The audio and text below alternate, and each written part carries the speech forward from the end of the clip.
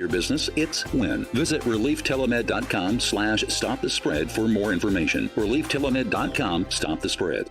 This is Skip Bertman, and as a coach for over 50 years and the father of 4 daughters, we've had a lot of happiness and accumulated lots of stuff. Dependable Storage wants your stuff. Now open in Baton Rouge. Visit DependableStorage.com.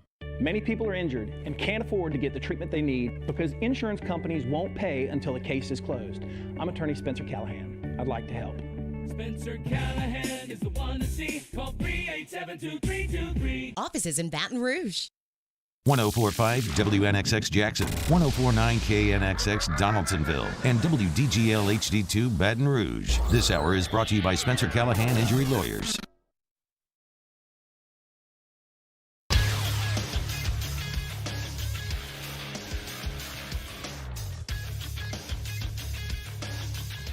Good morning. It's 7 a.m. on Thursday, August the 27th. Today in Baton Rouge, expect to see thunderstorms and wind with a high of 84. Coming up today on Off the Bench, presented by All Star Toyota, we get the latest on Hurricane Laura from WBRZ's Marissa Nuzzo. LSU Athletics Executive Chef Michael Johnson joins us at 7:30 to answer your Munchie questions, so get them into the Bayou 40 YouTube chat. Former big leaguer Chad Durbin joins us at 8:30. You can follow today's show on Twitter or Instagram at OTB_ESPN. Watch us live on YouTube at the 104.5 ESPN channel and get inside the Bayou Ford chat. Make sure to subscribe to the Off the Bench YouTube channel. Set your notifications for new content posted there daily. Hour number 1 of Off the Bench starts right now.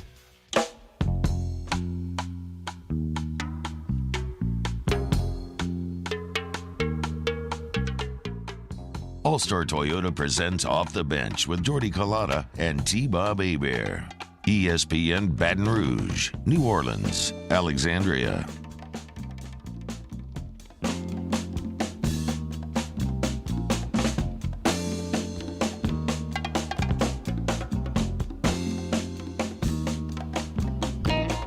Off and at it off the bench, 104.5 ESPN Baton Rouge, 100.3 ESPN Radio in New Orleans, 94.7 ESPN Alexandria, online, 104.5 ESPN.com. Good Thursday morning to you. Hope everybody is safe and sound out there in the listening area. Our thoughts with our listeners to the west of us, Lake Charles, Lafayette. We'll get an update. Cameron Parish, as Hurricane Laura made landfall overnight as a Hurricane 4 with wind speeds up to 150 miles per hour. Our news partners over at WBRZ have been so helpful during this time. Marissa Nuzzo, who is a meteorologist over there, has helped us out the last couple of mornings, and she's stopping by with us to lead us off this morning. Marissa, thank you for your time. Good morning. Good morning. How are you guys doing? We're doing okay. What's the latest that you can update on Laura? Well, it made landfall earlier this morning, just before 1 o'clock, just about 7 miles per hour short of being a Cat 5 hurricane.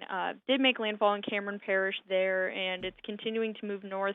Those wind speeds have decreased significantly, but they're still above 100 miles per hour, and the eye of that storm is starting to approach as far north as Alexandria. Of course, it's still a little bit west of Alexandria, but very strong winds are extending toward the Alexandria area, and here in the capital city, we're seeing pretty sustained winds just shy of 30 miles per hour this morning. So, Marissa, did I see this correctly that Laura, when it made landfall, was the strongest hurricane as far as the wind speeds sustained are concerned?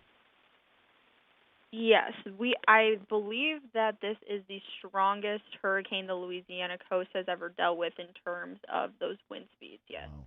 So in our listening area, Alexandria, New Orleans, Baton Rouge, what will our listeners be dealing with in those areas today? For the Baton Rouge, New Orleans area, today will be those on and off very heavy rain bands, periods of strong wind, strong rain, and then some pretty gusty winds lingering throughout most of the day. Closer to Alexandria, those winds will be much stronger, definitely tropical storm force between about 40 to 70 mile per hour sustained winds throughout the day. really what this means is there's going to be debris flying around everywhere. If you need to be on the roads today, you need to be on extra high alert looking out for debris in the roadways, especially if you're driving in the gusty winds and the rain. It's going to be a pretty tricky situation out there. Marissa Nuzzo from WBRZ, meteorologist over there. You can find her on Twitter at Marissa Nuzzo WX. We'll check back in with you before 10 o'clock. Thank you again. All right, thank you. She is WBRZ meteorologist Marissa Nuzzo giving us an update there on Hurricane Laura. But as we said, made landfall just after midnight near a Hurricane 5. And some of the images coming out, some of the videos coming out of the Lafayette area and to the west of us is very scary. And we will continue to update you here on Off the Bench. Here are your headlines on this Thursday, August 27th.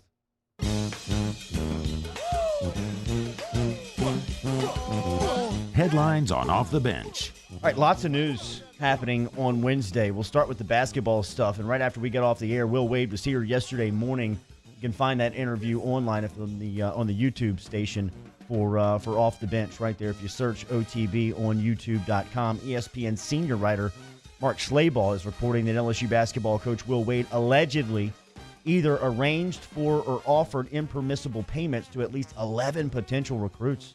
According to NCAA documents that ESPN obtained on Wednesday, the allegations were included in the NCAA enforcement staff request that its infractions case involving the LSU men's basketball program be adjudicated through the independent accountability. That's a lot of words. We're going to talk a lot more about this coming up on Off the Bench, 7:15 this morning. Very bureaucratic. We reacted to this at the very end of the show yesterday when it broke. So what this is Schlabach is just reporting what the NCAA Enforcement Committee is saying in their letter to the IARP. So because they're obviously trying to get the IARP, that's the new independent committee, to investigate LSU. And this is, I guess ESPN got to look at the letter that they sent or the case that they're making, and that's what the Enforcement Committee is alleging, that they paid, that they can connect like 11 players to impermissible benefit. I can assure you, if Will Wade paid 11 players on the recruiting trail, he would no longer be the LSU basketball coach. Oh. LSU football, all but 4 LSU offensive linemen are in quarantine after they either tested positive for the coronavirus or were determined to have high-risk exposure. Multiple sources told that to The Advocate on Wednesday. Then we saw a tweet come out from Michael Cobble yesterday with 5 offensive linemen practicing in the afternoon session. Players who test positive for COVID-19 must isolate for at least 10 days after the positive test. That's according to the conference protocol. Symptoms have to subside for at least 24 hours without medication for those players before they can return to practice. Some other LSU football news: junior wide receiver Jamar Chase and sophomore cornerback Derek Stingley Jr. were named to the AP preseason All-American team earlier this week. What an odd juxtaposition of stories. Yeah, look, the 4 lineman thing's interesting, obviously, because how do you practice? Right? Can you practice when you just have 4 linemen? This is why you have this extended offseason, is so that you're a little more malleable in that regard. And then, obviously, the next thing that you hope is whoever does have it out of that group, that they stay safe, because, like, talking to doctors and stuff, that seems to be the group that they would be most worried about because they're the biggest guys. NBA, the Milwaukee Bucks' decision to not take the floor for Game 5 of the first-round playoff series against the Orlando Magic prompted the NBA to postpone all 3 games scheduled for Wednesday. Milwaukee is about 40 miles north of Kenosha, Wisconsin, the city where the 29-year-old black man Jacob Blake was shot 7 times by police on Sunday. Blake was shot as he attempted to enter the driver's side door of his vehicle with 3 of his children inside. The video of the shooting was distributed all over social media. The NBA said 3 Game 5s. So yesterday, Bucks, Magic, Rockets, Thunder, Lakers, Blazers would all be rescheduled at some point. Yeah, and they're due to meet today. I don't think there's going to be any games today either. There were reports that there was kind of an unofficial vote taken and that the Clippers and Lakers were both in favor of shutting the playoffs down. Obviously, LeBron's kind of in the weather vane for seeing where all this is going to go. And and so today, and you could see this coming. I mean, hell, when we got off air, I was talking to my neighbor in the yard, and we were just talking about everything. And I was saying, like, what's to stop the Bucks from just not playing and demanding that something happens. It was in Wisconsin, and lo and behold, here we go. Yeah, and so I don't know what's going to happen. I don't know if the NBA playoffs will continue. We'll know more after today when the Board of Governors and the players meet. It's just wild to me, kind of the unprecedented stand that you're seeing these players take. And we'll get more into it later in the show. But just look at the united front, right? It's like it's throughout multiple sports, throughout all age ranges. It's united front. Adrian Wojnarowski was speaking on SportsCenter last night about that Board of Governors meeting.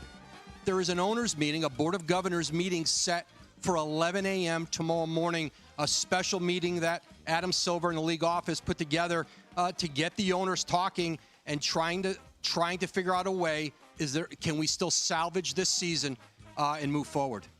Sean Payton was speaking for the New Orleans Saints, talking about an upcoming scrimmage and how important it is in the Mercedes-Benz Superdome to get these reps. Yeah, look, we're going to have some scrimmage settings out here in the grass as well. I think twofold. Getting accustomed to the new surface that's put down, the lighting, some of those things. And obviously, we talked about this at the onset. Each one of these days we're outside practicing is that important because there are no preseason games. And yeah, we plan on having a scrimmage environment there. One of the afternoons we plan on scrimmaging out here, this week. So all of these practices are extremely important for guys fighting for roster spots. Those are your headlines here. What's trending on Off the Bench? We'll give you more sound from Sean Payton. Cesar Ruiz was speaking to the media yesterday as well. Janoris Jenkins, we'll let you hear from him. Mark Slayball from ESPN, who had the story we told you about a couple of minutes ago in headlines, reporting LSU basketball coach Will Wade allegedly arranged or offered impermissible payments to at least 11 potential recruits. We'll talk about that coming up here on Off the Bench. Your food questions, hashtag Munchies Inside the Huddle. Remember, if you got food questions for the chef at 7:30 this morning, Chef Michael Johnson from LSU will stop by and answer them. 8:30 this morning, we'll talk Major League Baseball with Chad Durbin. Looking at some of the videos and some of the images coming out of Lake Charles, Louisiana right now as Lieutenant Governor Billy Nungesser is on with ABC News this morning on Good Morning America, talking about some of the destruction that's happening in around Cameron Parish. We got an update from Marissa Nuzzo from our news partner over at WBRZ right at the top of Off the Bench, giving us an update on Hurricane Laura. But some scary stuff and images coming out. And as you heard Marissa talk about, the strongest hurricane to make landfall on the coast of Louisiana. Think about that. Think about the power of that storm coming through. It's right now around the central part of our state. So thoughts with everybody. If you need updates, Talk 107.3 FM has got 24-hour news coverage and storm coverage happening on our sister station, Talk1073.com. Brian Haldane and his crew doing excellent work downstairs. So we'll keep you updated. We'll talk some sports coming up here until 10 o'clock. Off the Bench, daily powered by All Star Toyota. Off the Bench with Jordy Culotta and T-Bob Hebert. ESPN Baton Rouge, New Orleans, Alexandria. Brought to you daily by Donaldsonville Glass and Body Online, DGBauto.com. Remember, you can find them there. A lot of, as you heard Marissa speaking, if you're driving around in the streets, look out for debris, look out for down power lines, down trees. .com for all your car needs. If you have any damage from any of the storms, the insurance company cannot tell you where to go. You tell them you want to go to Donaldsonville Glass and Body. The collision repair is second to none. It is really fantastic. I'll put it up against anybody. And the fact that they pick your vehicle up, drop it back off to you, convenience of the highest order. Go to DGBauto.com today. Saints coverage, Chiefs, Cowboys, Thursday night, Sunday night, and Monday Night Football. From the opening kickoff to the playoffs and the Super Bowl, the NFL lives on 104.5 ESPN Baton Rouge. Gulf Coast Bank and Trust is a local bank with a straightforward philosophy. It's about doing the right thing for our customers. Participating in our community with annual local fundraisers. Offering individual attention in a modern banking atmosphere with a trusted local company. Gulf Coast Bank invested in technology with a local touch, giving our customers the power to bank anywhere, anytime. We're building relationships through personal service as the bank that cares about you. Gulf Coast Bank and Trust, the bank that cares about you. At All Star Toyota, you get it all. If you're in the market for an all-new Toyota vehicle, come see our friendly and knowledgeable sales team at All Star Toyota. Located in Baton Rouge at the corner of Airline and Goodwood, we've been serving our community since 2005 by offering a large selection of new Toyota cars, trucks, and SUVs. Get behind the wheel of your dream car and take a test drive at All Star Toyota today. Are you a licensed contractor? There's lots of good contractors in Louisiana doing work the right way, but unfortunately, too many unlicensed contractors are working outside the licensing requirements. Working as a contractor in Louisiana requires a license for the company doing the work. The Louisiana State Licensing Board for Contractors wants to help you get licensed to allow you to conduct work legally. It's not difficult to get the license. We can help you. Go to lacontractor.org for more information. Licensed contractors, it's the law. Gulf Coast Office Products is a nationally recognized Savin office equipment dealer based right here in Louisiana. Over 100 employees strong, Gulf Coast has the boots on the ground to support all vertical markets, from education, engineering, legal, and finance. With the latest in office technology, from desktop to production segment units, Gulf Coast and Savin have the perfect fit for you. Call 225-756-2644. That's 756-2644 for Gulf Coast Office Products. I've been doing business with Luba for 25 years. They're dependable, trustworthy. It's just the attention to detail with our clients. Our folks have years and years of experience. They're highly trained professionals. But many companies have that asset. What I'd like to think makes Luba a bit different is that we use those talents in a way that truly is dedicated to serving the needs of the folks who depend on us. If I built a van, it would do more than haul. It would carry my entire business. I'd make it available in dozens, make not thousands of configurations. It would keep an eye on my fleet. And an eye out for danger. If I built a van, I'd make it available in diesel and gas. And I'd build it right here in South Carolina. Introducing the all-new Sprinter, starting at $33,790. Built in the USA. Mercedes-Benz. Vans. Born to run.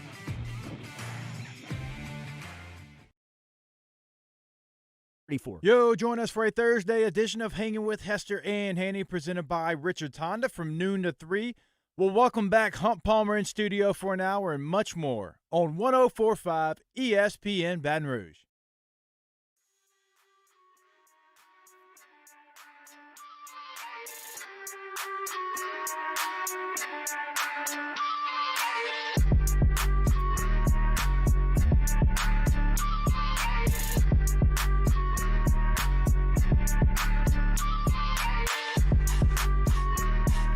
All-Star Toyota presents Off the Bench with Jordy Collada and T-Bob Hebert. ESPN Baton Rouge, New Orleans, Alexandria.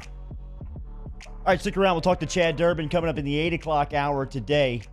Chef Michael Johnson will stop by here in 12 minutes. Typical Thursday segment for Chef Johnson here, answering your food questions. Maybe he can answer that freezer question and get down to the bottom of it. On what the science on the freezer is, if the power goes out. Whether or not it stays frozen. Make sure and keep the door shut, or is all the food in the freezer bad? We'll ask Chef Johnson coming up here in a couple of minutes. Big news yesterday all over the place, man. Starting with the LSU basketball stuff. Will Wade was here yesterday morning. Good conversation with the head coach. Right after that, it seemed like 9 o'clock, right when we logged off the air. Mark Schlabach came down with a piece over at ESPN.com, as we said inside headlines, talking about Will Wade allegedly either arranging or offering impermissible payments to at least 11 potential recruits. Then you had the NBA stuff start to pop as the Milwaukee Bucks, who's the top overall seed in the Eastern Division of the NBA playoff race, decide to boycott last night's playoff Game 5. As we said in headlines, Milwaukee about 40 miles north of Kenosha, Wisconsin. That was at the center of news earlier this week, where a policeman shot a black man, Jacob Blake, in the back as he was walking to his car, shot 7 times. So that was a response last night from the NBA, as it looks like their season could be nixed. And then LSU football. Yesterday there was a report, Brooks Cabina and Wilson Alexander over at The Advocate reported that the offensive line, nearly the entire offensive line, was in quarantine after they were either tested positive or exposed to COVID-19. So it was an interesting news cycle of a day. And then there's Laura on right? Wednesday, and then there's a major hurricane. The strongest hurricane that the Louisiana Gulf Coast has ever seen made landfall at about midnight last night. So 2020, you are far out and away winning by a landslide. And sorry for the pun there, and I don't mean it by any means to be disrespectful to any of our listeners, because I know that there are hardships. I think they're good. Yeah, we don't get it. Yeah.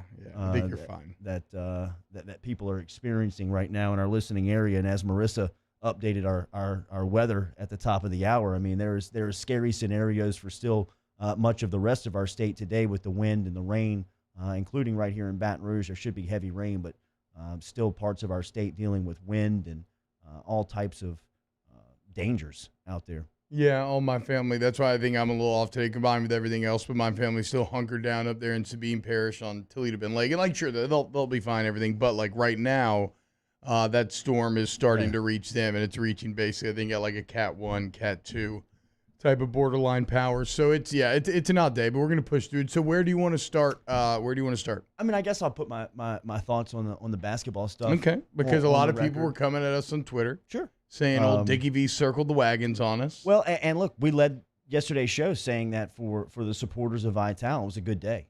You know, I mean, when you looked around and you saw the news circling around Wade. Now, with 24 hours to digest it and able to dive in and read some of the stuff that's going on, I still don't believe that you have anything hard to show on LSU basketball and Will Wade. I will say this.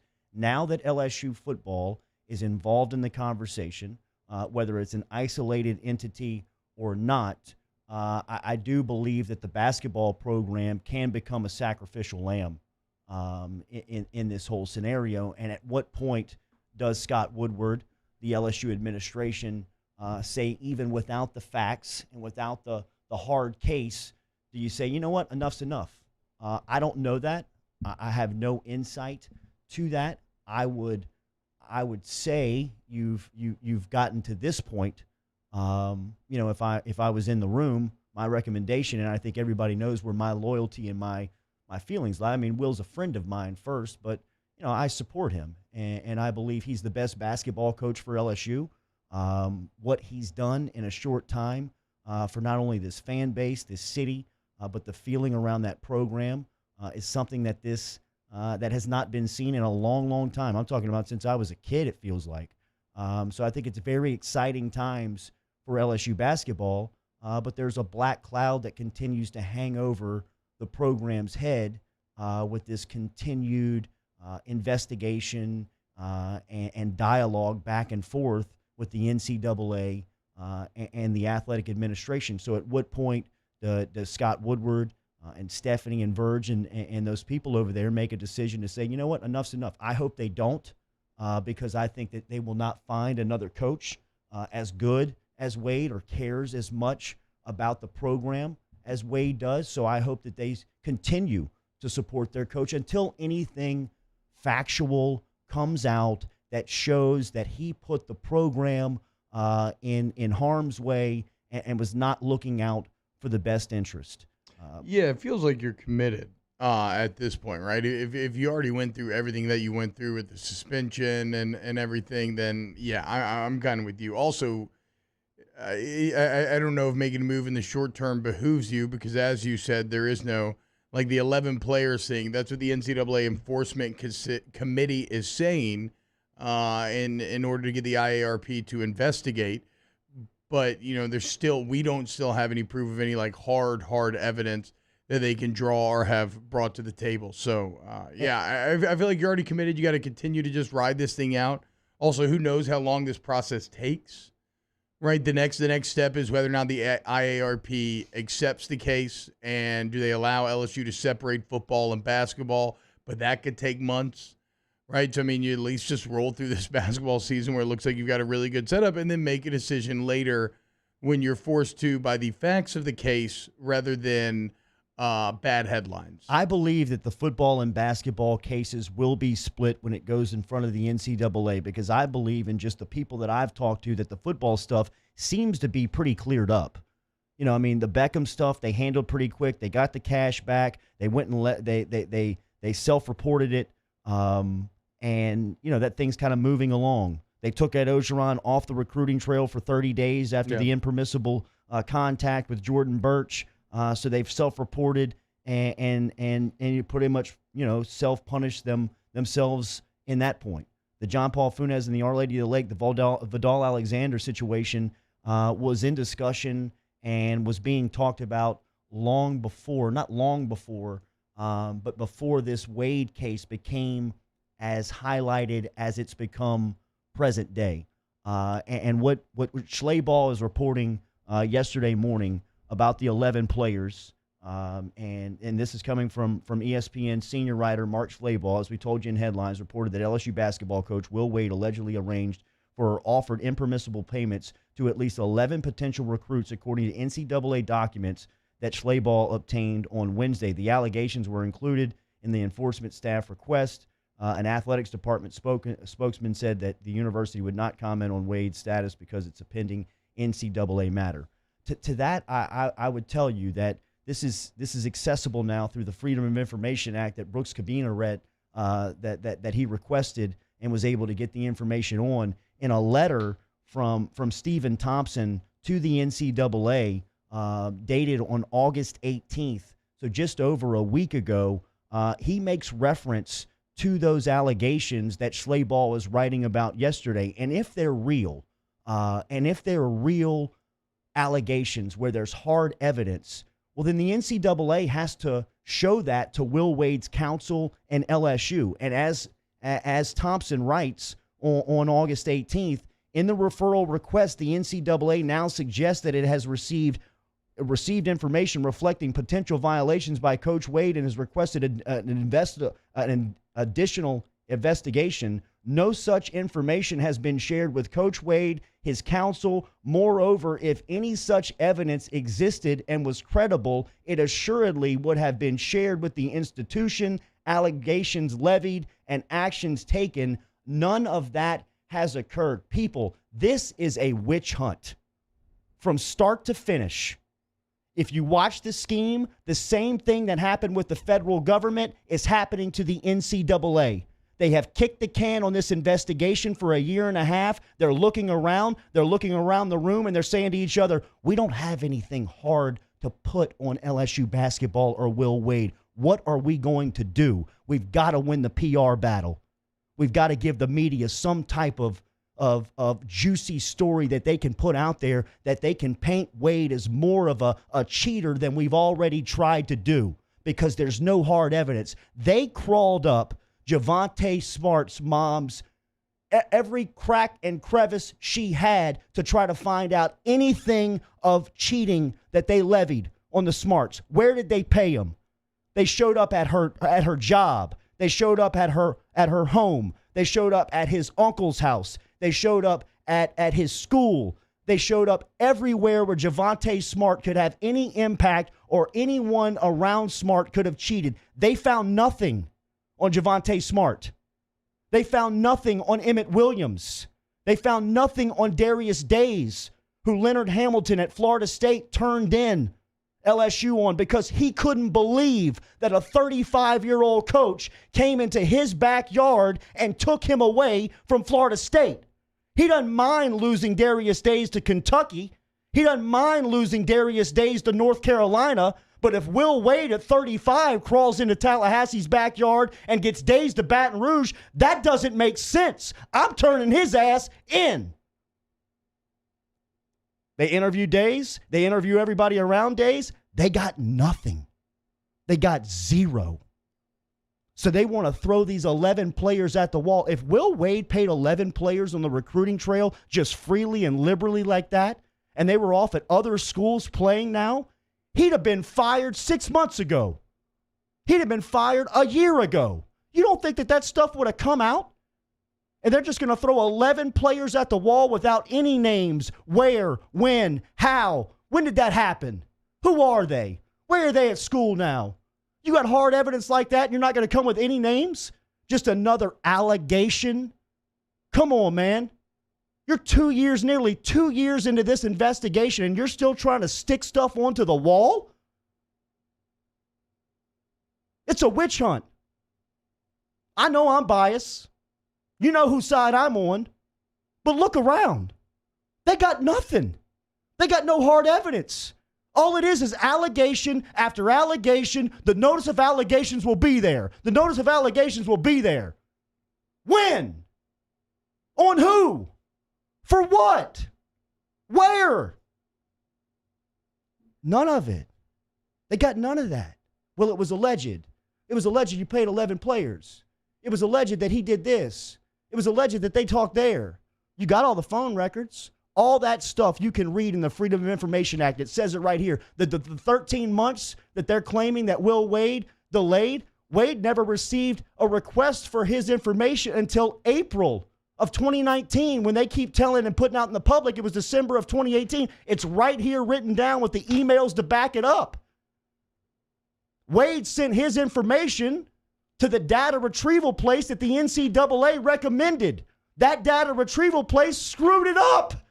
They sent it back to Wade's lawyer. Wade's lawyer had to find the independent party to go through the 60,000 documents because Wade's lawyer kept telling the NCAA, hey, we can do a key search term for this and help you out. Just give us the names. Give us the phone numbers. Give us the people who you want us to isolate and give you the information on. No, we want every single phone record. All right, here you go. Here's 60,000 pieces of information that you got to go through and comb through. What'd you find after going through every single text message? Still allegedly he's paying players? Get the bleep out of here. Get out of here. Move on. Go find somebody else. You know what I mean? They went to Javonte Smart's house. Javonte's mom's still living in the same house that Javonte grew up in when he was going to Parkview 6 years ago. Not the house that Zion got when he went to Durham, where he's paying $5,000 a month was the rent in Durham's house, where he was paying $800 a month in South Carolina. That's cheating. We'll answer your food questions next here with Chef Michael Johnson. Off the bench with Kalana and T-Bob. Hell yeah. Oh, Captain, my captain. Brought to you daily by the Landwas. I'll follow you into the breaches of hell. Are you with me? Or, you know, I mean, I'm with you. I mean, do I have a hole at you? No. I mean, We'll break it down. I'll give you my response after this live read, but I'm with you. LANOIXagency.com, 749-5640.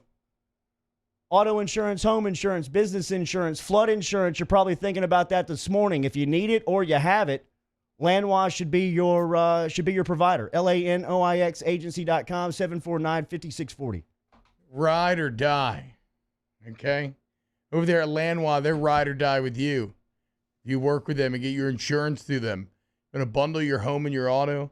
Maybe you need or maybe you're a small business owner looking for protection. They got your back. I get my flood insurance through Landwas. I'm not legally required to have it, but they got me max coverage at a great rate that gives me peace of mind. Get that. Go to LandwasAgency.com today, LandwasAgency.com. In times of need, get a full list of phone numbers, websites, and other important emergency information on the Demco Stormwatch page at 1045ESPN.com. If I built a van, it would do more than haul. It would carry my entire business. I'd make it available in dozens. Make that thousands of configurations. It would keep an eye on my fleet. And an eye out for danger. If I built a van, I'd make it available in diesel and gas. And I'd build it right here in South Carolina. Introducing the all-new Sprinter, starting at $33,790. Built in the USA. Mercedes-Benz. Vans. Born to run. Gulf Coast Bank and Trust is a local bank with a straightforward philosophy. It's about doing the right thing for our customers. Participating in our community with annual local fundraisers. Offering individual attention in a modern banking atmosphere with a trusted local company. Gulf Coast Bank invested in technology with a local touch, giving our customers the power to bank anywhere, anytime. We're building relationships through personal service as the bank that cares about you. Gulf Coast Bank and Trust, the bank that cares about you. This is a house call. This is a follow-up appointment. This is a diabetes checkup. This isn't just more convenient care, it's more advanced care. This is innovating healthcare at Louisiana's #1 hospital, Ochsner. ServiceMaster Elite create clean, disinfected work environments. As a local business, we take pride in serving the New Orleans and Baton Rouge areas. Our cleaning protocols follow CDC and OSHA standards for healthcare settings, offices, senior living, restaurants, and industrial plants. Contact ServiceMaster Elite to get your operation ready for reopening with germ disinfection cleaning. ServiceMaster Elite, the trusted choice in professional cleaning since 1996. To all of our heroes working on the front lines of this COVID-19 pandemic, your bravery and selflessness represent the very best of us, and we want to say thank you.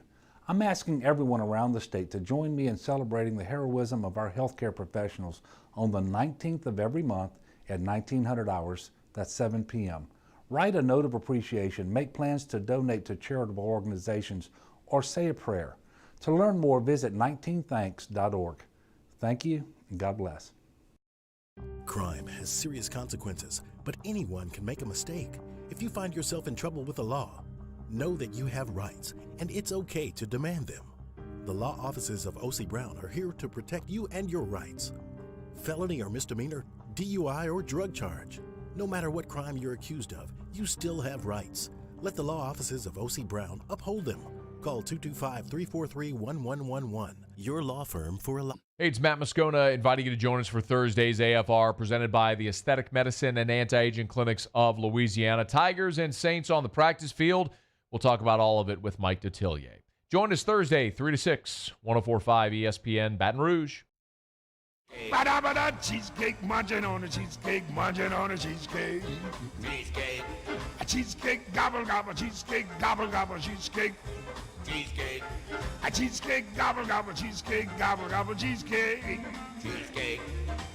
All-Star Toyota presents Off the Bench with Jordy Collada and T-Bob Hebert. ESPN Baton Rouge, New Orleans, Alexandria.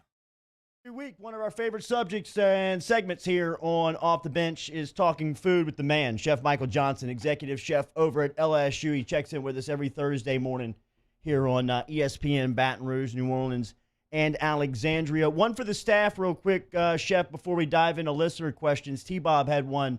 A lot of people may be thinking they could be losing power. Some people listening right now could be without power. What is the theory on food in the freezer? Yeah. Does it stay cold as long as you do not open the door, or is all food in there pretty much a loss if you lose power? Freezers are built to withstand that way. You know, if you do lose power and you keep it closed, you probably have 2 or 3 days worth of, and maybe even extended past that. But if you're going in and out of it constantly, it's, you know, every time you open it up, it lets warm air in, and it has no ability to replace that warm air with cold air. So every time you open it up, it gets a little bit warmer every time. So, good to go. Leave it closed. Leave it closed. Yep. I got the coin on the frozen water right now, Chef, just to make sure. But Kill I that don't theory, know. bro. Still got Throw it away. Still got power. Hashtag Munchies. Chef Michael Johnson. Remember, get your food questions in for the chef into the Bayou Ford chat app. We're there on YouTube. Search us on YouTube at the 104.5 ESPN station. Hashtag Munchies. Chef, I'm trying to watch my sodium intake. What are some good low-sodium seasonings to use? You know, there's stuff like kelp that you can, and it's kind of interesting. It adds an interesting flavor to it. Seaweed has good sodium in it, and it has a nice flavor to it. There's other things that grow like on the West Coast. We would use what's called sea asparagus, and it grows near the sea, and it because it grows in salt water, it has a natural salt content to it that's healthier for you, and it replaces, you know, processed iodized salt or whatever. You just look for stuff like that, things that have a natural salt content that that isn't processed, I think.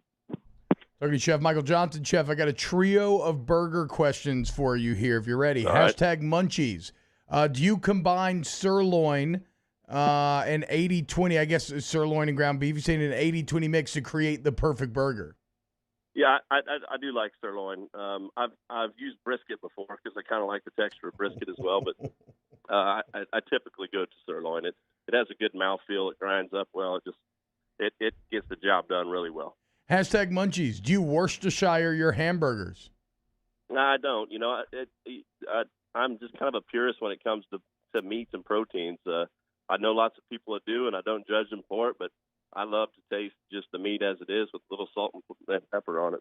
Chef, personally, one more burger question. Hashtag Munchies. If I want a fresh hamburger, what cut of roast do I ask them to grind, and how many times to grind it?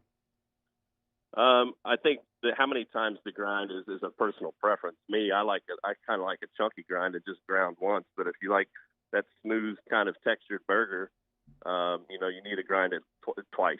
And the difference is you change the size of the die. First you do it large, and then the second time you do it small. And the type of roast, I think, again, is like a top sirloin. And again, I've used brisket before, and it's a little bit pricier, but it produces a damn fine burger. Chef, Worcestershire just came up, and personally, I probably would put Worcestershire on everything. I would put it in my cereal if I could. What are the best things to put Worcestershire on? A burger is a good thing to put it on. I don't have any problem with it. I have before. I've put it on any kind of red meat, to be honest with you. I mean, if we're talking about a condiment at itself as it is and its worthiness, I'm a fan of Worcestershire. Nice. So I lied. There's actually one more burger question, Chef. What is your perfect burger? It's probably going to be hand ground in my kitchen, from a really fresh cut of never ever beef that has no antibiotics, no hormones. It's not going to be having been sit in the freezer at all. It's going to be ground that day, cooked that day, and put on an open flame and put a little char on it. What about toppings? What are we rocking here? Well, first of all, there's no such thing as a hamburger without a pickle on it. That's just absolutely insanity. Okay. But lettuce, tomatoes. I like red onion shaved, not too thick. And I like a nice toasted brioche bun. And maybe some Gruyere or that's kind of a semi-soft, or maybe some smoked Gouda. Something that melts down nice, and absolutely some bacon on it. Hashtag Munchies. What does the chef think of a keto diet? Keto? Yeah, diet? Keto. I'm going to be real careful. I'm going to be real careful about what. First of all, I think anything that they're mostly fat diets, right? There's a healthy way of eating, and putting your body into ketosis, in my opinion, is absolutely just it doesn't make sense. Your body is ultimately going to respond backwards from it once you stop that practicing that diet. And there's healthier ways to eat. And it depends on how old you are, your body type. All that stuff has to be taken into consideration rather than just a one flat, this is going to work for your body type of diet. Hashtag Munchies. Since I moved to South Texas, I've been trying to cook Tex-Mex, and I'd like to know Chef's favorite green salsa recipe for enchiladas verdes. Enchiladas verdes. I like tomatillas and roasted tomatillas. Put them in the oven, rub some oil on them, and roast them and put a little color on them. Outside of that, I'm not too terribly particular, but I do like some spice in my salsa verde as well. And this is kind of a challenge point here, but I like cilantro in it as well. And I know some people think cilantro tastes like soap, but I think it tastes incredible. Yeah, I do too. I got whatever gene makes you love it. From Tex-Mex to Italian, Chef, how do I make a cannoli? A cannoli? Yep. I mean, I don't know. I don't ever make the cannoli myself, but I take it. I buy the pastry typically. I mean, you can make it, but I'll be honest with you, I'm not a baker. I'm a chef, and you have pastry chefs and you have chefs, and most chefs don't get too much into the pastry side of things. But the stuffing and the cream and the inside of it is something that I do enjoy, and I like to use like a ricotta cheese and sweeten that up, and maybe shave some chocolate into it, or sweeten it with some honey or something like that. Hashtag Munchies. Do you drizzle syrup on your pancakes or inundate the pancakes with syrup? I think you have to drown it, don't you? And good maple syrup and a little maybe Irish cream butter. Oh man! Hashtag Munchies, mayo or butter on the grilled cheese? Oh gosh, that's tough, man. You know, I only started trying mayo on my grilled cheese lately, and I'm if it's good mayonnaise, I'm fine with it. But if I don't know, I feel like I'm going against who I am as a nutrition chef. But I'm going to put a ton of butter on my grilled cheese. And so, are we talking about on the outside here with these condiments to give it that little browning? On a grilled cheese? Yeah. I'm lathering every square inch of that bread with butter. Okay. Hashtag Munchies, best way to make a sauteed mushroom. Well, I think one is it starts with the mushroom, and I like wild foraged mushrooms. I got a place here in Louisiana that forages up, and they grow too up in St. Francisville, and I think it starts with the mushroom, and then I like to brown the butter first.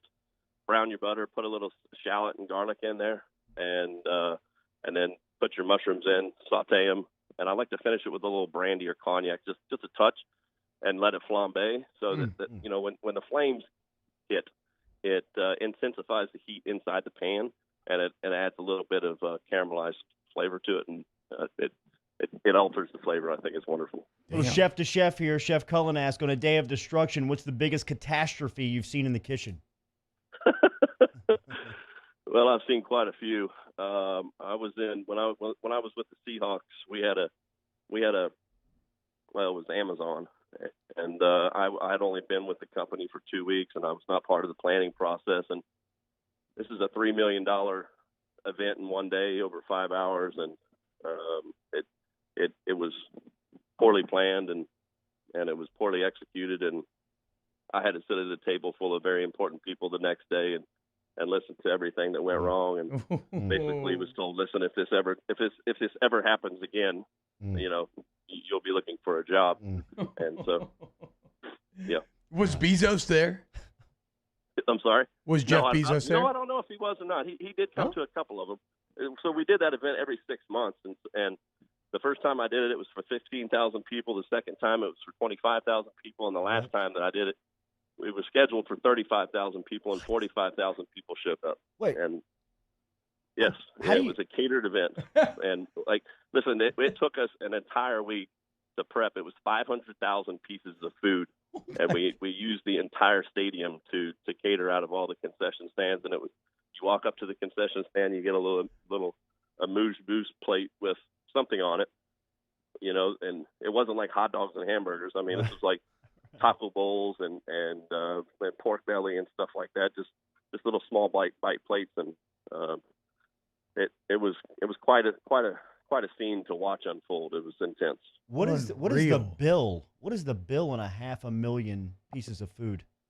Well, with all in liquor and everything, it was pushing $3 million. Chef, we'll talk to you next week. Stay safe out there. Yep. Have a nice day, guys. Yeah, there he is, Chef Michael Johnson. We'll close at hour one next.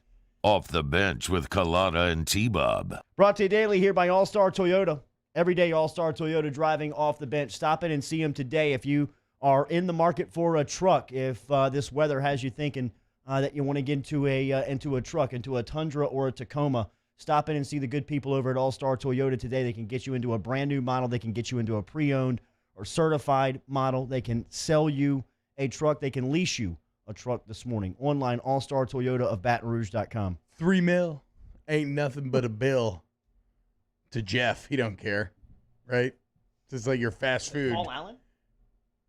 Well, I don't know. I thought he said it was for Amazon.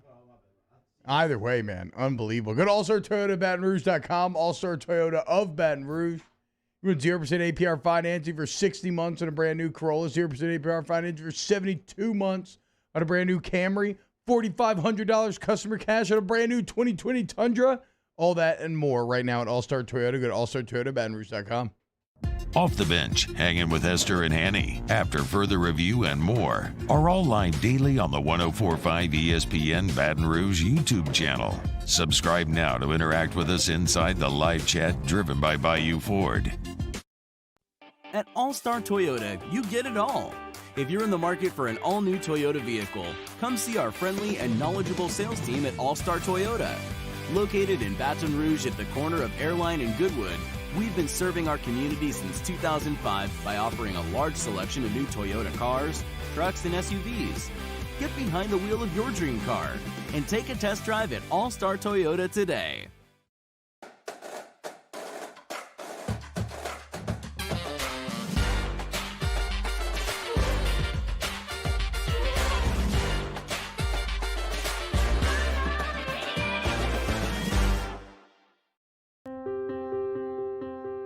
This isn't just another day, it's so much more.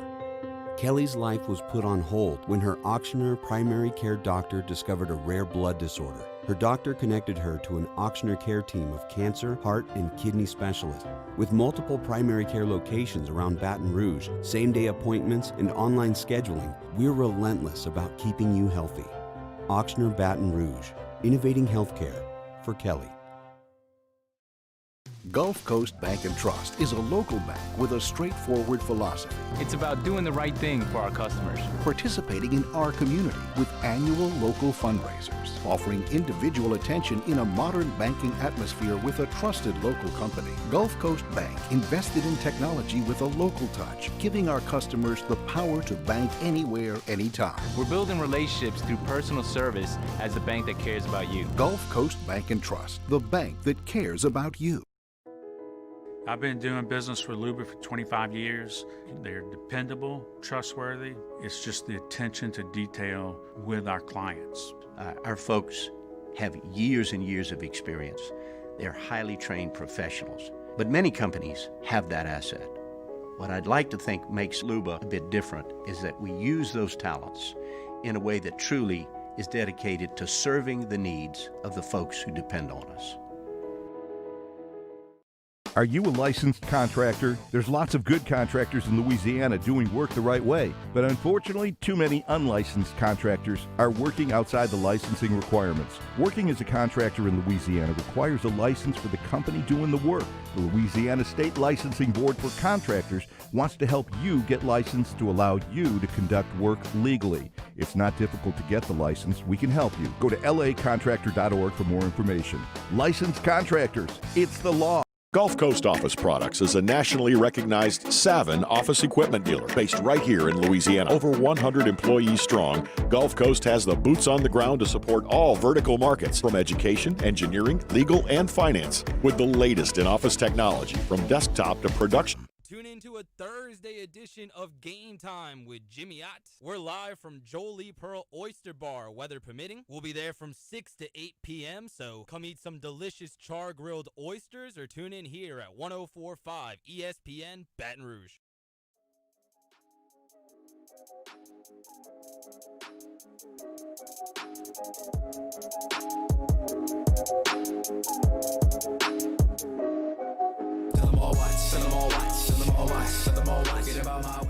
All-Star Toyota presents Off the Bench with Jordy Collada and T-Bob Hebert. ESPN Baton Rouge, New Orleans, Alexandria. Man, some of the images coming out of Southwest Louisiana are scary. Our thoughts are with everybody, especially anyone who stayed behind and did not follow the evacuation orders in that part of the state. It looks like that storm ripped through the southwest portion of Louisiana. Some of the images coming out of Lake Charles and Cameron Parish are scary to think about. So the thoughts are with us. And look, we've been getting updates for WBRZ from WBRZ. Marissa Nuzzo stopped by at the top of the broadcast. We told you Talk 107.3 FM. Brian Haldane and his crew round the clock coverage on Hurricane Laura that did touch down last night around midnight. In Cameron Parish and is continuing to move throughout the state of Louisiana right now as our Alexandria listeners are feeling it as we come to you live here at 7:53 here this morning. Hour 2, we're going to talk to Chad Durbin. Durbin will stop by and talk some of the Major League Baseball stuff going on, and we'll talk some of the NBA stuff, as yesterday was a huge day of news. We told you inside the headlines, the LSU basketball stuff, which we addressed. LSU football was back out on the practice field yesterday afternoon after Brooks Cabina and Wilson Alexander reported from The Advocate that the majority of the offensive line was suffering or quarantined due to exposure or positive tests for COVID-19. We did see a little bit of images and video come out of yesterday's practice. Dare Rosenthal was out there working out along with 5 other guys or 4 other guys. So they did have an offensive line unit, but it seems like that group has been affected by the virus here now and in quarantine.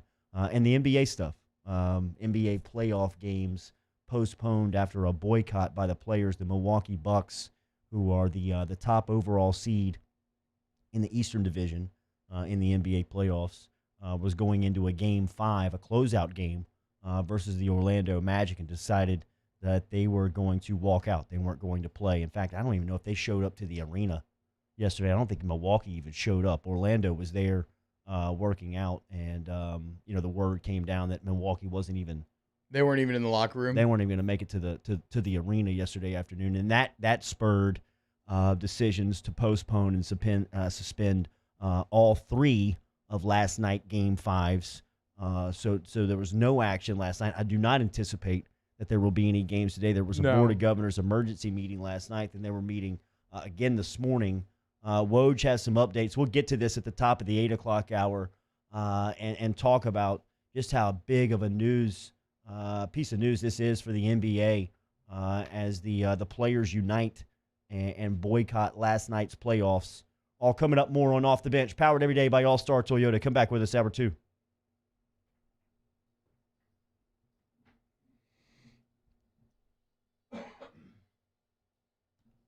Off the Bench with Kalata and T-Bob. Secure Shredding and Recycling online, secureshreddingandrecycling.com, the premier provider of document destruction services for individuals, businesses, nonprofit organizations, and government agencies. They serve our entire listening area: New Orleans, Lafayette, Lake Charles, Baton Rouge. Online, secureshreddingandrecycling.com. Mobile shredding, drop-off shredding. If you mention Off the Bench, they have the hard drive destruction. Online, secureshreddingandrecycling.com. Secureshreddingandrecycling.com, secureshreddingandrecycling.com. The local guys, LSU grads, for all your document destruction needs. Again, you mentioned OTB, you get those hard drives destroyed for free. And you might be saying, well, OTB, what's the difference between Secure and some of the national guys? Well, the difference is it's a services business, and they are there to serve you. And they're local, so there's a relationship there. You can get better rates than you get nationally as well. So whether you're dropping off, you want to come out to your site, they can accommodate you, whatever you need. Go to secureshreddingrecycling.com today.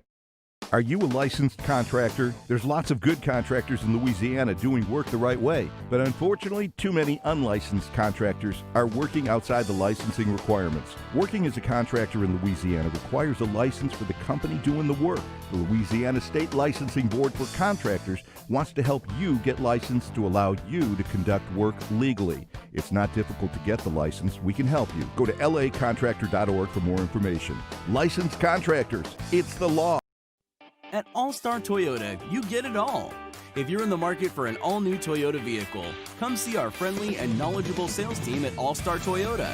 Located in Baton Rouge at the corner of Airline and Goodwood, we've been serving our community since 2005 by offering a large selection of new Toyota cars, trucks, and SUVs. Get behind the wheel of your dream car and take a test drive at All-Star Toyota today. Service Mastery Elite create clean, disinfected work environments.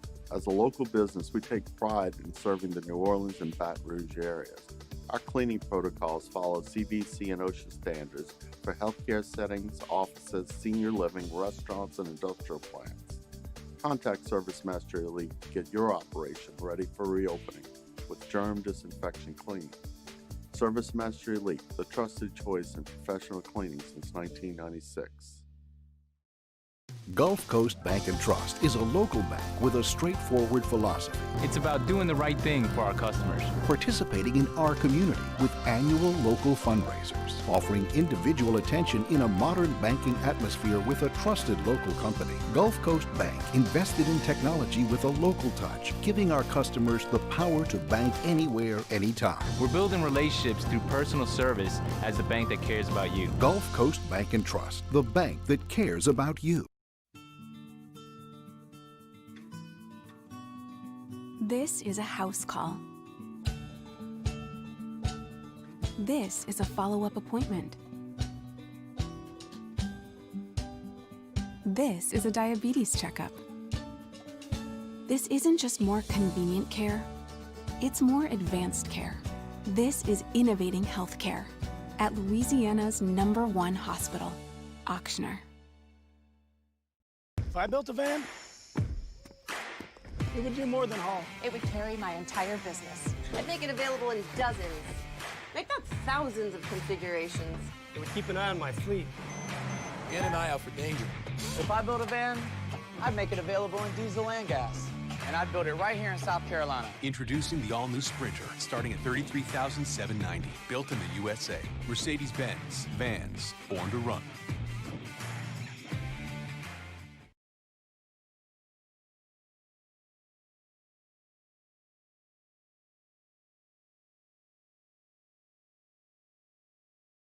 Baton Rouge. This hour is brought to you by Spencer Callahan Injury Lawyers.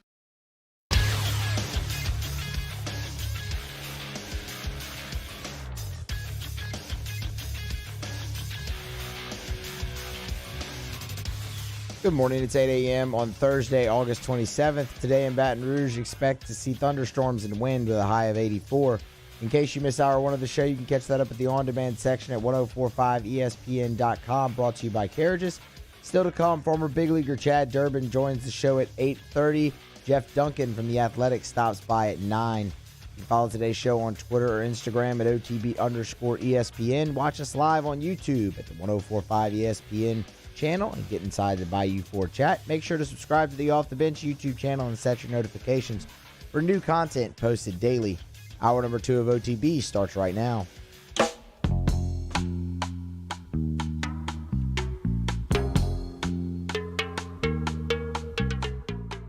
All-Star Toyota presents Off the Bench with Jordy Collada and T-Bob Hebert.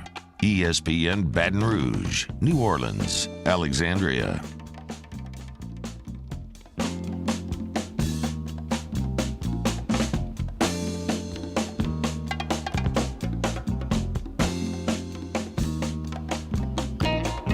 Hour 2 off and added off the bench, powered and driven by All-Star Toyota.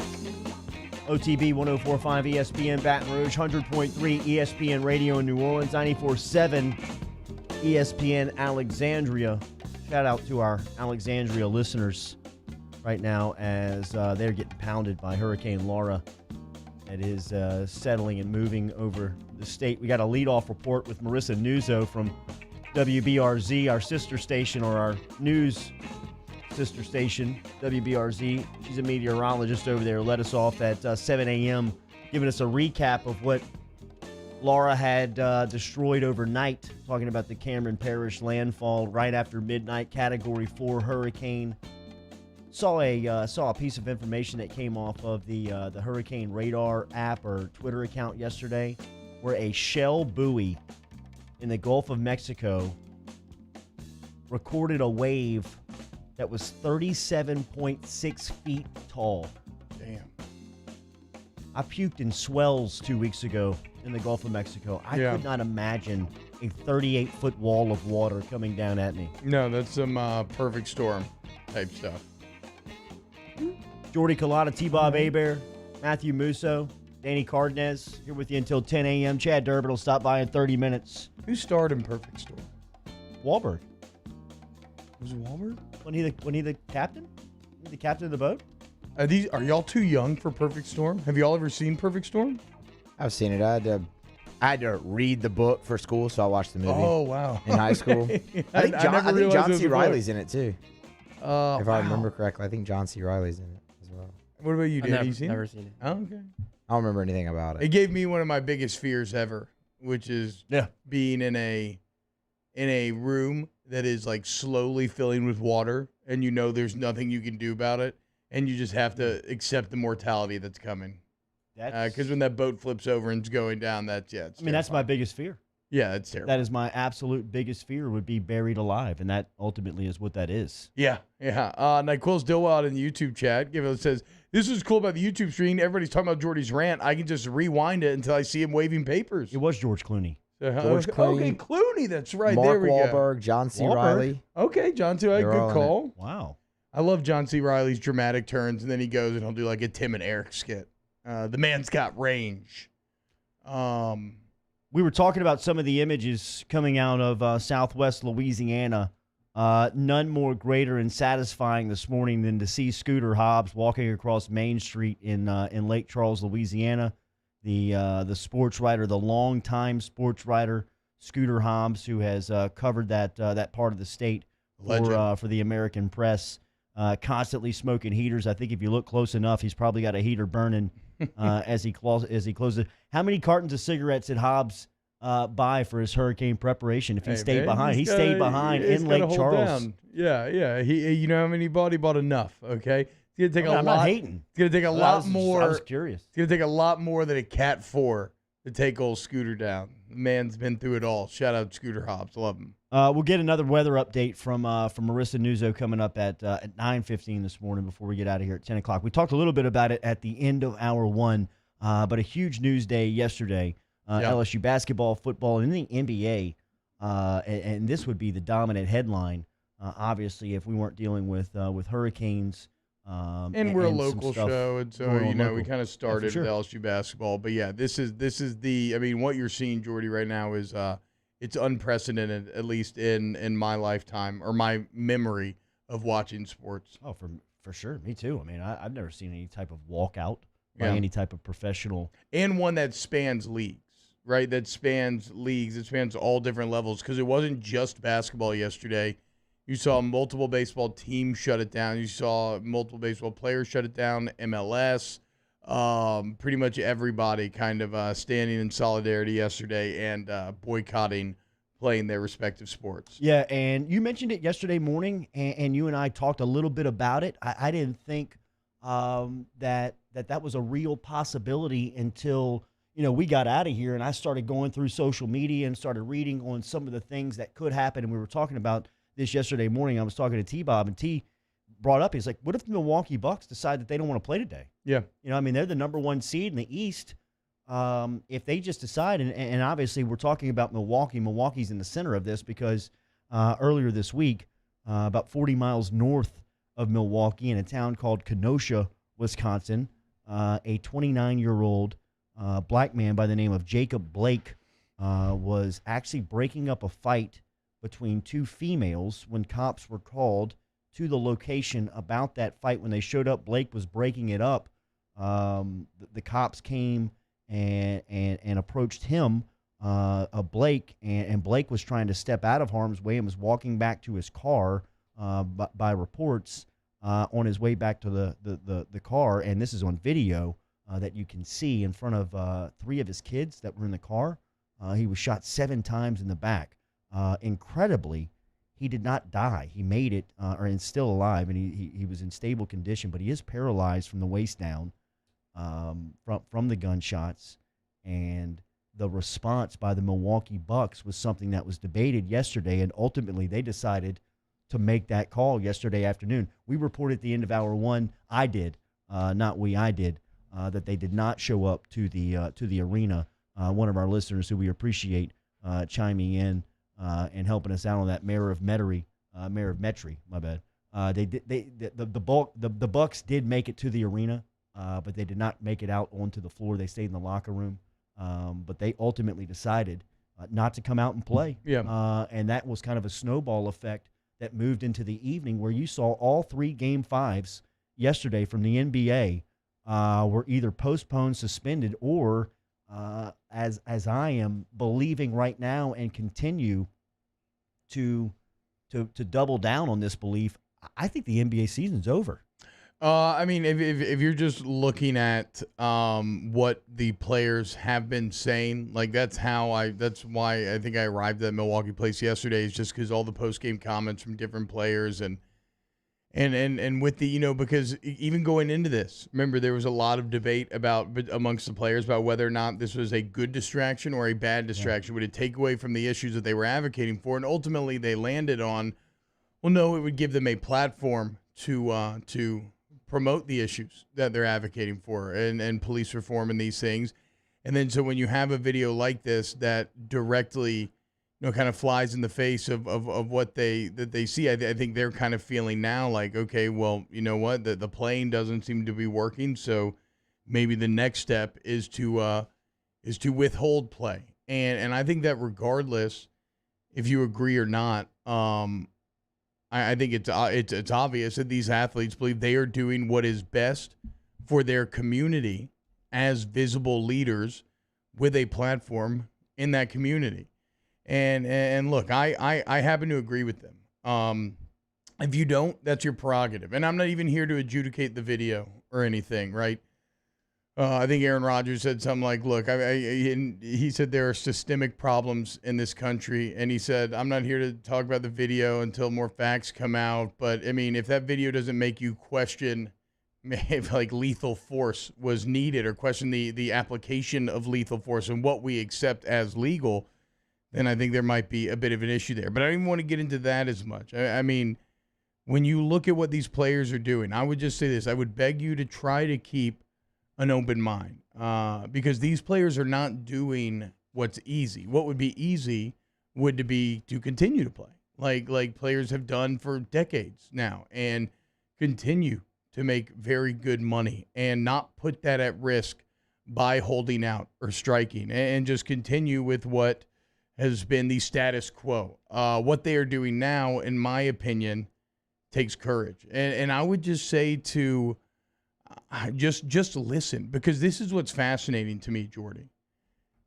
It's not just one group of people. Okay, it is to a man. It is throughout the league. It is Doc Rivers, the salty old veteran championship-winning head coach. It's Patrick Mahomes, the young, 24-year-old Super Bowl MVP champion. It's I can't remember his name off the top of my head. The baseball player who in his postgame yesterday is moved to literal tears out of frustration, just saying like how he feels, how some people react to these videos and kind of the lack of empathy or the just not caring about it. I mean, it's the old, it's the young, it's teachers who don't make nearly enough, it's athletes who make millions. It's all the members of the black community, and they're all standing up together and trying to just tell you to listen. And I applaud that. I like I said, while I do happen to agree with him, I think even if you don't, you should maybe be willing to engage with it a bit more because of that united front. And just look, understand that people may have different experiences than you do. Like a lot of times I hear, well, if you just listen to the police, then nothing bad will happen to you. But what's to say that you've had the same experience with police as others have, right? Recognize that they may have had a worse experience and that has colored their view of them in a way that is different than yours. I mean, I always think back to this. When I went to a small 2A Christian private high school, wealthy high school, right? And me and one of my buddies who is black, after school, we have our school uniforms on. We go across the street to a gas station and go get some drinks. But we're in the exact same thing. We leave. The owner comes out and makes him turn out his pockets and pats him down and doesn't say a word to me. Doesn't make me do anything. And so just recognize that when you have different life experiences, you may feel differently about things. And I think that's what a lot of people are trying to stand up and get us to listen to. And then some of the other frustrating things that I see, if a lot of people don't agree are like, oh, well, what about black on black crime, or what about the loss of the family, or this or that? And look, I'm not saying those are not issues. Those absolutely are issues, but they are separate issues. And also think about how that feels if you're someone standing up saying we're not going to play until there is police reform, and then somebody says, oh, well, what about black and black? Think about how that feels. You're standing up, then you're asking, look, we don't want to be shot in the back in these type of situations, and you're telling me that I have to solve like a massive socioeconomic issue that has plagued humanity for its entire existence before I'm allowed to start like lamenting the video that you saw. Like it's just got to be incredibly frustrating for those guys. So I mean, I guess how I feel, I kind of feel like Joe Burrow feels. He just tweeted this 26 minutes ago. He says, how can you hear the pain black people are going through and dismiss it as nothing? How can you hear the pain and respond with anything other than I stand with you? So like I said, these guys, whether you agree or not, are standing up for their community. as visible leaders and making the tough decisions, and I applaud that. So the NBA has suspended and boycotted the playoffs. There is a Board of Governors meeting. There was an emergency Board of Governors meeting last night. There's one that is scheduled to take place or may have already started. I believe it started at 9 o'clock a.m. Eastern time, so it may be underway on Eastern over in Orlando. So we'll continue to keep you updated. I believe that they will not play tonight. There are 3 games scheduled tonight in the NBA. Yeah, no, that's all. I would say that's all but assured, unless some massive steps happen today. Yeah, like it would take a monumental step today. As in fact, right now I am on the NBA.com schedule page, and the NBA states that there are no NBA events that are scheduled for today. So there you go. All right, we've got a lot of Sean Payton sound from yesterday. We've got a lot of Saints sound. Cesar Ruiz was speaking. Janoris Jenkins was speaking post-practice yesterday. We'll also talk some Major League Baseball stuff. Chad Durbin will stop by in 15 minutes. Off the bench, daily powered and driven by All-Star Toyota. Off the Bench with Jordy Culotta and T-Bob Hebert. ESPN Baton Rouge, New Orleans, Alexandria. All-Star Toyota is located on the corner of Goodwood and Airline. Stop in and see them today. They have been there since 2005. They're also online at allstartoyotaofbatonrouge.com. Remember, as we've been telling you throughout the pandemic, All-Star can bring a vehicle to you. Anything that you may want to test drive, you can make the sale over the online, or they can bring all the paperwork to you and get it signed in your house or at your office. Online, allstartoyotaofbatonrouge.com. Allstartoyotaofbatonrouge.com, allstartoyotaofbatonrouge.com. Let them guide you to the car purchasing process. Can be a bit overwhelming, but with Lee, Aaron, and everybody else kind of holding your hand along the way. Shout out my guy Richard, got me exactly what I was looking for in the Murdered Out Mini. You're going to come away with a brand new car that you feel great about, with a great warranty, with great deals. New 2020 Tundra, $4,500 customer cash. Why would you go anywhere else? Go to allstartoyotaofbatonrouge.com, allstartoyotaofbatonrouge.com. Our listeners fire off their opinions on the jimsfirearms.net hotline at 499-1045. Keep listening for your next chance to shoot us your thoughts with the jimsfirearms.net hotline on 1045 ESPN Baton Rouge. At All-Star Toyota, you get it all. If you're in the market for an all-new Toyota vehicle, come see our friendly and knowledgeable sales team at All-Star Toyota. Located in Baton Rouge at the corner of Airline and Goodwood, we've been serving our community since 2005 by offering a large selection of new Toyota cars, trucks, and SUVs. Get behind the wheel of your dream car and take a test drive at All-Star Toyota today. I've been doing business with Luba for 25 years. They're dependable, trustworthy. It's just the attention to detail with our clients. Our folks have years and years of experience. They're highly trained professionals, but many companies have that asset. What I'd like to think makes Luba a bit different is that we use those talents in a way that truly is dedicated to serving the needs of the folks who depend on us. To all of our heroes working on the front lines of this COVID-19 pandemic, your bravery and selflessness represent the very best of us, and we want to say thank you. I'm asking everyone around the state to join me in celebrating the heroism of our healthcare professionals on the 19th of every month at 1900 hours, that's 7 p.m. Write a note of appreciation, make plans to donate to charitable organizations, or say a prayer. To learn more, visit 19thanks.org. Thank you, and God bless. Crime has serious consequences, but anyone can make a mistake.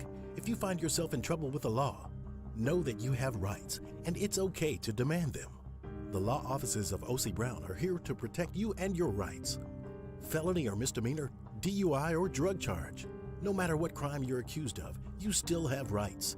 Let the law offices of O.C. Brown uphold them. Call 225-343-1111. Your law firm for a lifetime.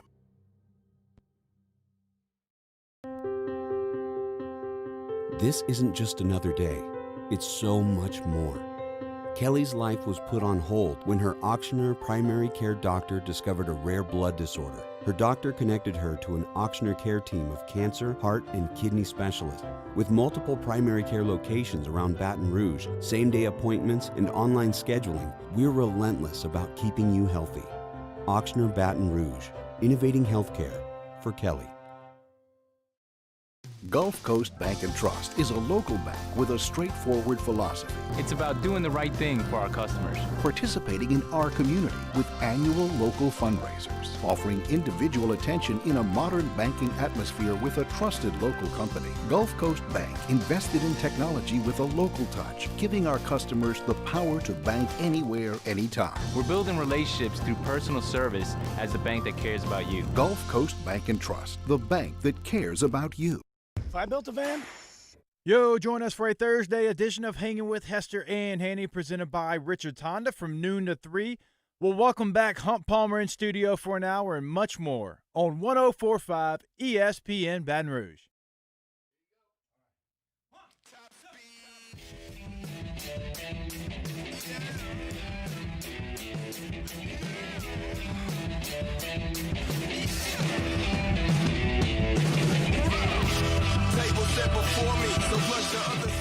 All-Star Toyota presents Off the Bench with Jordy Collada and T-Bob Hebert. ESPN Baton Rouge, New Orleans, Alexandria. All right, stay safe on the streets if you're out there and you're listening live, as we just peeked our head outside of the studios here, and it is nasty here in South Baton Rouge as rain, wind, whipping through Government Street right now. We just had a flicker inside the studio. There is a little doubt on whether or not we're even on the air right now, so we'll just keep the ship rolling as Off the Bench, powered every day by All-Star Toyota. We'll talk to Chad Durbin coming up here in 10 minutes. We were talking about the New Orleans Saints. Yeah, and Saints. Sorry, if you can hear us on the stream, let us know so we can kind of figure out where. Okay, we are good on the stream, maybe not on air. Okay, cool. As we said going out of the last segment of the New Orleans Saints, we're going through a training camp practice yesterday. And a couple of people speaking post-practice, including head coach Sean Payton, second-round draft pick Cesar Ruiz was speaking, and Janoris Jenkins, the Jackrabbit, was speaking post-practice yesterday. Let's start it off with Sean Payton. Payton was speaking on practicing in the elements and what they look like. You obviously, there's some quarterbacks that handle it better than others. It can be more challenging than the rain, actually. So.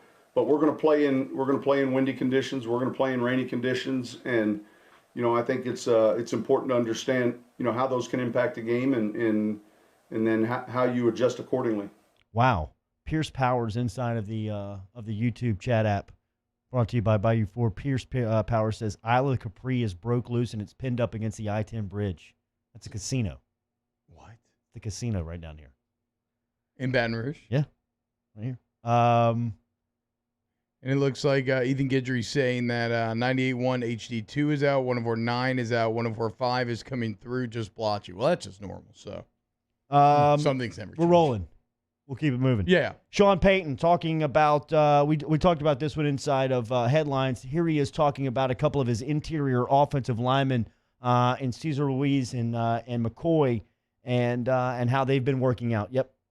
Yeah, look, it's kind of gone the way we had hoped. We're constantly here looking at moving a few guys around.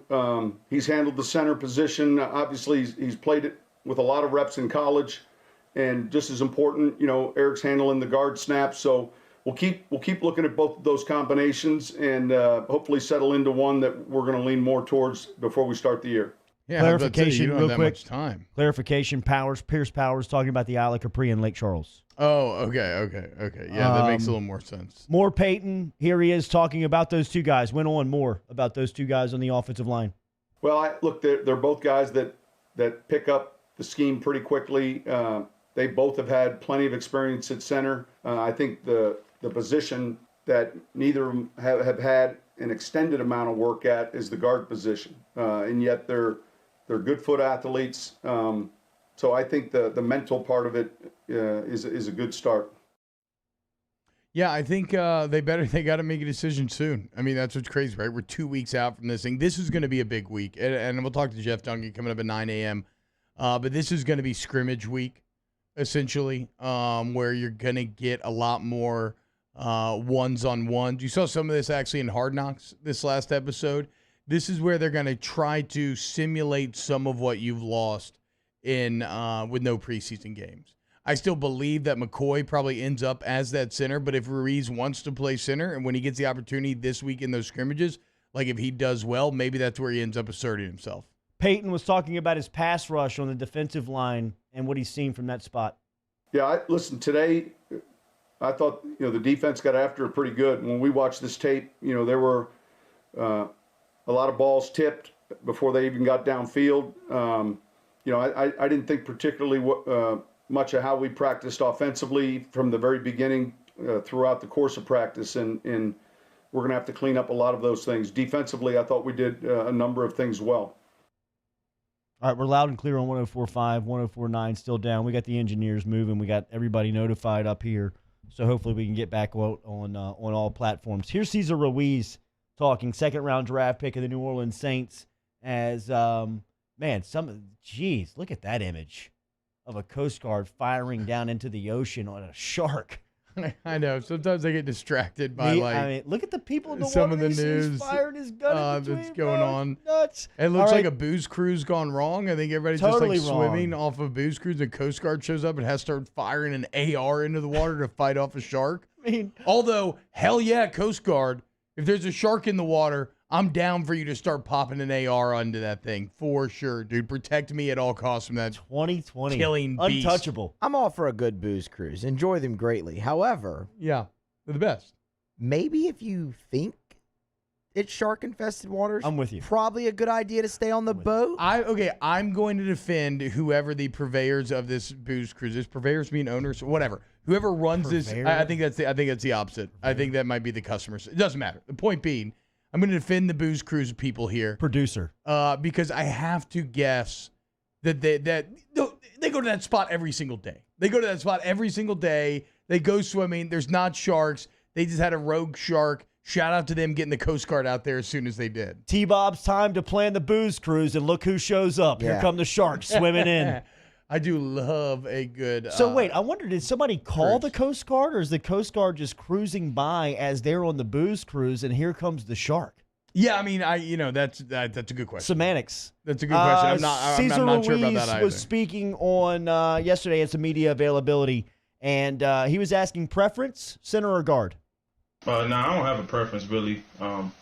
Just really trying to learn all positions really throughout the interior. So really just going back and forth between everything and learn as much as I can right now. Don't really have a preference though. Transition from college to the NFL. Yeah.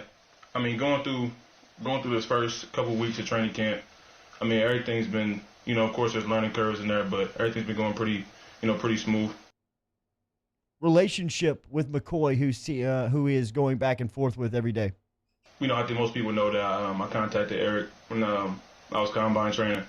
And, it was good to build that relationship early. And just coincidence that now we're teammates. So the chemistry was previously there. So it's good to have somebody that, gave me advice going into this part of my life with me right now. So definitely good. Perfect guy to give him advice, too, just in terms of being a rookie with all that pressure on you to play and protect, maybe the greatest quarterback of all time, the all-time leading passer. You have to make sure that you can bring him to a Super Bowl here in year one. Yeah, here he is talking about his relationship with Breeze. I mean, yeah, it's great to work with, of course, a quarterback like, especially Drew himself. Can't even say a quarterback like Drew. It's great to work with Drew. He's been playing the game. He's been in the league before I could talk, so he knows a lot. He's given me a lot of advice. Just having somebody in there that just knows what's going on at all times is great.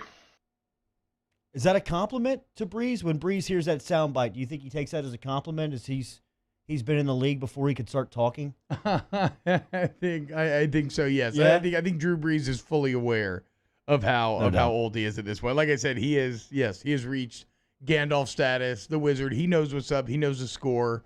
And he also knows that this opportunity that he has this year with a roster that he has. I mean, the Saints arguably have the best top-to-bottom roster in the NFL. I think with teams like the Chiefs, you probably don't put them in the number one spot, but I would venture to say they're just about a consensus top 5 roster among everybody who follows the league very closely. And so with that comes expectation. So, yeah, I think Breeze fully knows where he stands as a vet, and he's been on so many different teams that he can see the quality of this team. It's probably one of the reasons why he came back, and he also knows he has to try to take full advantage and see if they can't make another championship happen. All right, every day, each rep's going up against some pretty stout defensive linemen, including guys like Sheldon Rankins and David Onyemata. Here was Ruiz talking about those reps. You know, I learned, especially with guys that talented on our team. You know, it's just I learned so much. You know, guys like Sheldon and David are two different players that have two different skill sets. You know, but they definitely have taught me a lot of things. What to expect from D linemen. They show me a whole lot of different moves in practice, a lot of different variations, and of course they're going 100%. So you know, it's helping me pick up the speed of the game, and it's helping me get everything going. I mean, think about the quality of line that Cesar Ruiz stepping into, practicing against, when David Onyemata is a player who's just gotten better and better every year in the NFL. Sheldon Rankins, if he's where he was a couple of years ago, you're talking about a top defensive tackle in the league. I mean, a lot of times they'll bump Cam Jordan down to the 3, so he's probably got reps against the all-decade guy.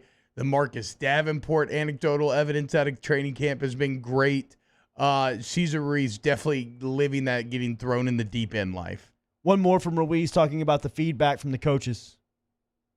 Really, just most of the feedback is, you know, use this time to learn and to really just get your feet going. You know, I don't really have a lot of time like other people did in the past. So they tell me like, look, you gotta pick it up quick, but don't get like, you know what I'm saying, don't get ahead of yourself, don't get too hard on yourself. Just learn it, but you gotta learn it quick. We'll talk to Chad Durbin next turn Off the Bench.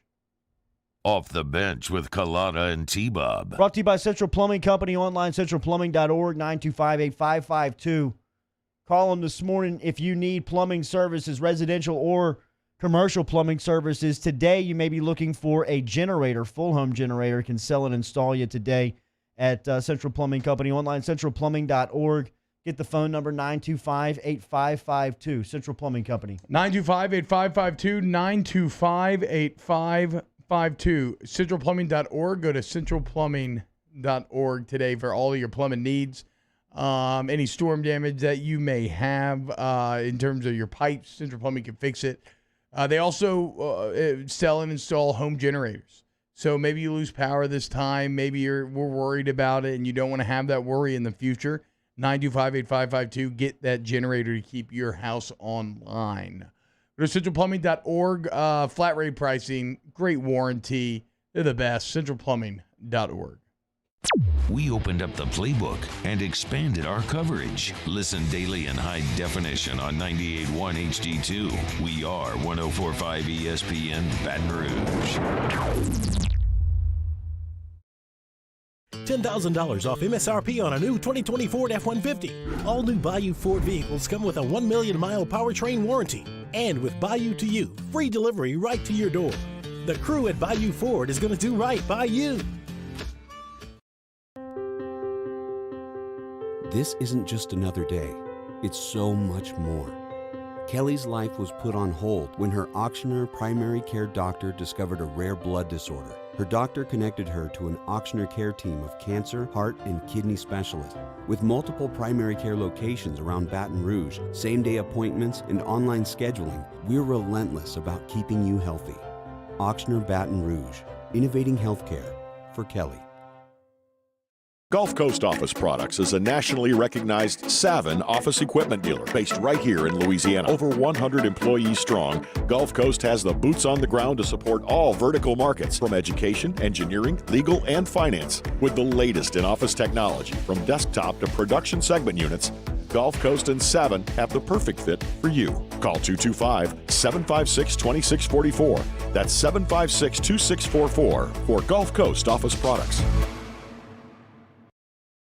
At All-Star Toyota, you get it all. If you're in the market for an all-new Toyota vehicle, come see our friendly and knowledgeable sales team at All-Star Toyota. Located in Baton Rouge at the corner of Airline and Goodwood, we've been serving our community since 2005 by offering a large selection of new Toyota cars, trucks, and SUVs. Get behind the wheel of your dream car and take a test drive at All-Star Toyota today. Are you a licensed contractor? There's lots of good contractors in Louisiana doing work the right way, but unfortunately, too many unlicensed contractors are working outside the licensing requirements. Working as a contractor in Louisiana requires a license for the company doing the work. The Louisiana State Licensing Board for Contractors wants to help you get licensed to allow you to conduct work legally. It's not difficult to get the license. We can help you. Go to lacontractor.org for more information. Licensed contractors, it's the law. Hey, T-Bob, sports wouldn't be the same without the die-hard fans, so we're highlighting the fans that do it the most. Every week, 104.5 ESPN Baton Rouge brings you the Citizens Bank Fan of the Week. Check it out, 1045ESPN.com. It's the Citizens Bank Fan of the Week. If I built a van, it would do more than haul. It would carry my entire business. I'd make it available in dozens, if not thousands of configurations. It would keep an eye on my fleet. Get an eye out for danger. If I built a van, I'd make it available in diesel and gas. And I'd build it right here in South Carolina. Introducing the all-new Sprinter, starting at $33,790. Built in the USA. Mercedes-Benz. Vans. Born to run. Hey, it's Matt Moscona inviting you to join us for Thursday's AFR, presented by the Aesthetic Medicine and Anti-Aging Clinics of Louisiana. Tigers and Saints on the practice field. We'll talk about all of it with Mike Detillier.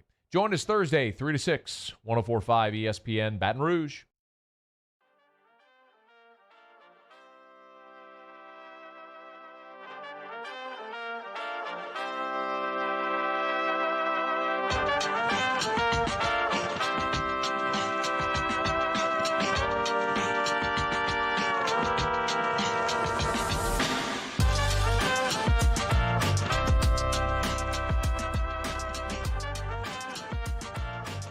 All-Star Toyota presents Off the Bench with Jordy Collada and T-Bob Hebert. ESPN Baton Rouge, New Orleans, Alexandria. All right, always look forward to our segment with Chad Durbin, 13-year MLB vet, won a championship, played for another one. Great relationships in the show still in Major League Baseball as Major League Baseball continues to move on. Some of the games yesterday were suspended, but they did have some finals in Atlanta in a doubleheader where Atlanta topped the Yankees in a doubleheader. There you go, Moose. A little good news for you there, third hand. So I tried watching a little bit of it. Can't do it? You're off? Man, Musso, have you felt this? Are baseball announcers kind of struggling without the crowd to react to? Maybe it's just because it was Chipper, and Chipper's like relatively new to the game, but it felt kind of painfully boring. I haven't really. Durbin, what have you made of the broadcasts? You know what? I feel like those guys do need the crowds to get the energy, up, and that's understandable. I mean, they're not out there with adrenaline. They're not out there competing with another guy. So some of them have done a great job. Ruben Amaro, the former GM in Philly, has done a fantastic job with Tom McCarthy, a longtime MLB and NFL, game day guy. I mean, they've been awesome. So some guys are doing a great job of it. Some guys, there's a little lack of enthusiasm, but Chipper's never been the type of guy that had a ton of like energy in his voice when he was doing anything. He just a Hall of Famer. Yeah, it's more, and I love Chipper. That was my favorite player ever growing up. So I think it's probably just more even him than the general announcers. But I was just thinking last night, man, they'd be doing a lot better right now if they had some crowd to play off. But the game was great. The game was great. Chipper was just kind of breaking things down in a way that was kind of put me to sleep a little bit. You know what? When you're that good at something, maybe it's really hard to explain it to people trying to listen. It's fair. We mentioned the Yankees, and they lost back-to-back doubleheader against Atlanta yesterday, 2-1 and 5-1. A 28-game win streak come to an end there for Garrett Cole. Can you talk about Cole and just how good he is as an ace pitcher? I mean, in a day of dominant pitching, he feels like the most. Well, he's got like this threefold thing coming at you, where his stuff plays on eyeball tests for guys that don't know analytics. It's off the charts, and he's a true ace. Like they call him stoppers, a guy that can stop a losing streak. Stop the ability for a winning streak to come to an end. Like you go out there and that day maybe it's 5-1 once a month, once every other month, like it was yesterday in Atlanta. But the other team's not excited to go face him. They know it's going to be a grind. They know it's going to be tough. And he's just, he's come a long way after arm injuries early. Everybody knew he was, off the charts as far as the ability. And, you know what they say about potential, until you've done it, it's just potential. Well, he's done it, and he's done it over and over now. So he's a lot of fun to watch. Talking to Chad Durbin, World Series champ, longtime MLB vet.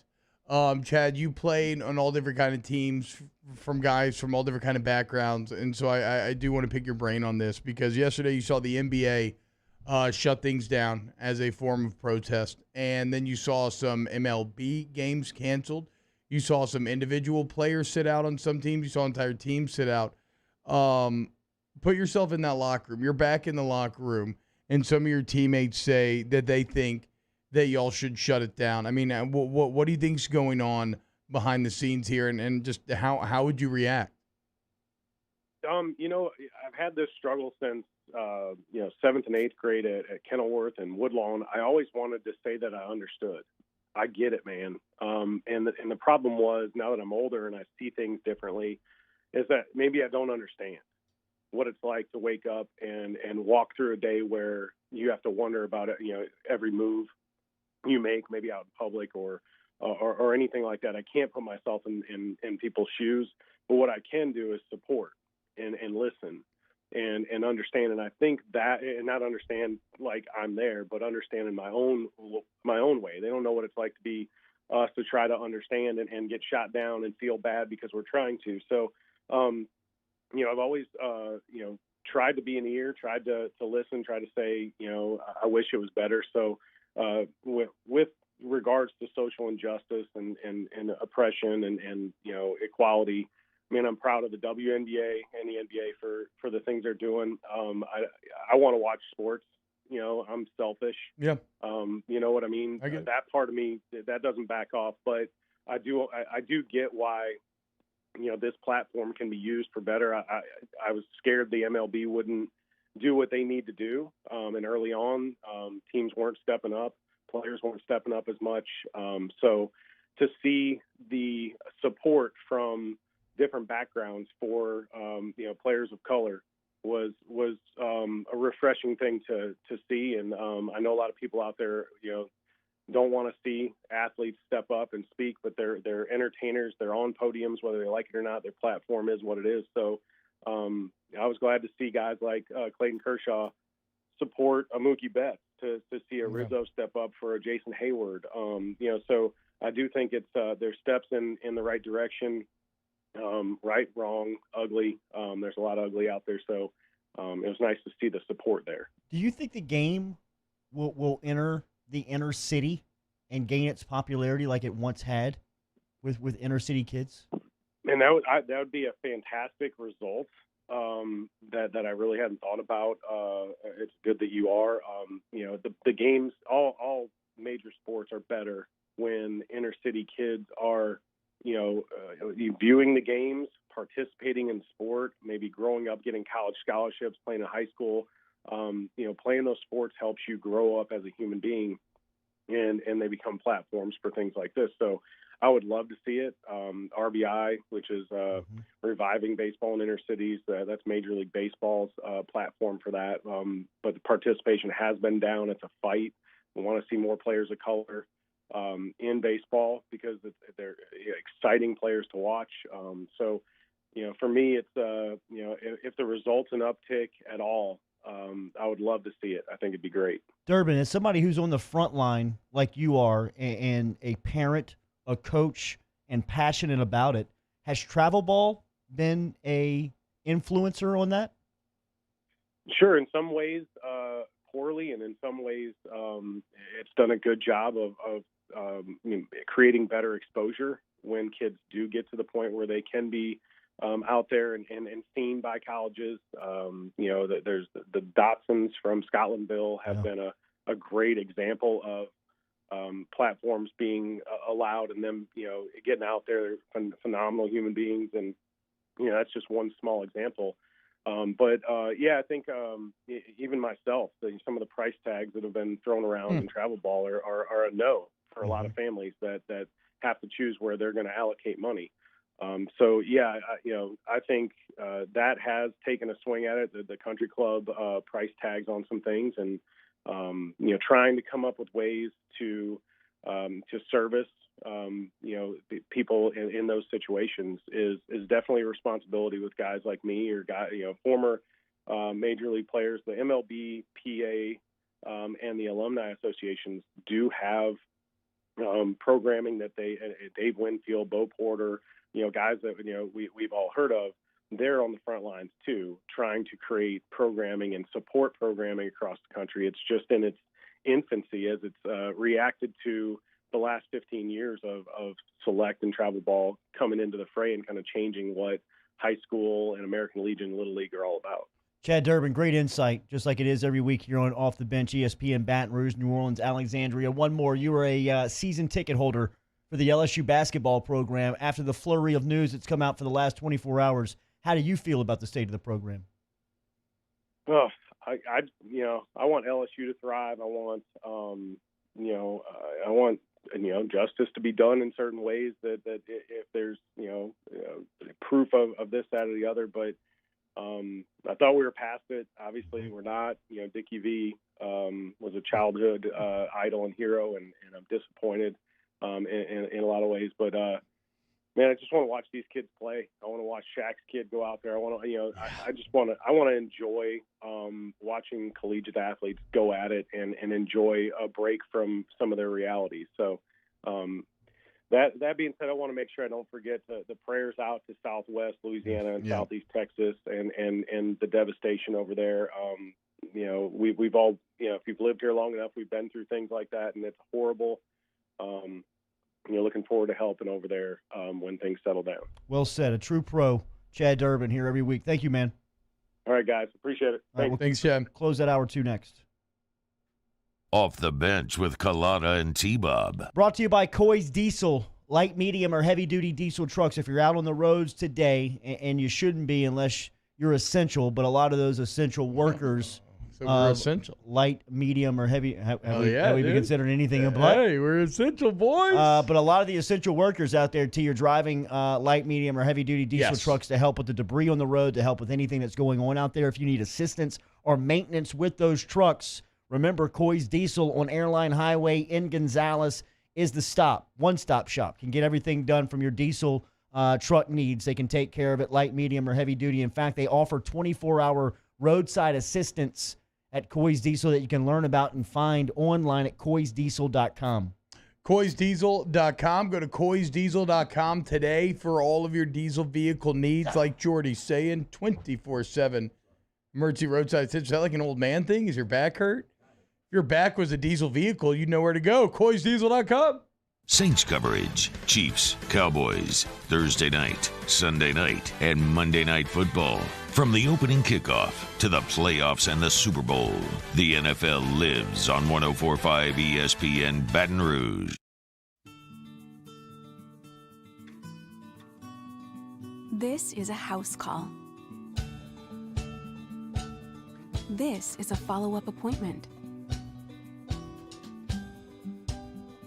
This is a diabetes checkup. This isn't just more convenient care, it's more advanced care. This is innovating healthcare at Louisiana's #1 hospital, Ochsner. ServiceMaster Elite create clean, disinfected work environments. As a local business, we take pride in serving the New Orleans and Baton Rouge areas. Our cleaning protocols follow CDC and OSHA standards for healthcare settings, offices, senior living, restaurants, and industrial plants. Contact ServiceMaster Elite to get your operation ready for reopening with germ disinfection cleaning. ServiceMaster Elite, the trusted choice in professional cleaning since 1996. To all of our heroes working on the front lines of this COVID-19 pandemic, your bravery and selflessness represent the very best of us, and we want to say thank you. I'm asking everyone around the state to join me in celebrating the heroism of our healthcare professionals on the 19th of every month at 1900 hours, that's 7 p.m. Write a note of appreciation, make plans to donate to charitable organizations, or say a prayer. To learn more, visit 19thanks.org. Thank you, and God bless. Crime has serious consequences, but anyone can make a mistake. If you find yourself in trouble with the law, know that you have rights, and it's okay to demand them. The law offices of O.C. Brown are here to protect you and your rights. Felony or misdemeanor, DUI or drug charge. No matter what crime you're accused of, you still have rights. Let the law offices of O.C. Brown uphold them. Call 225-343-1111. Your law firm for a lifetime.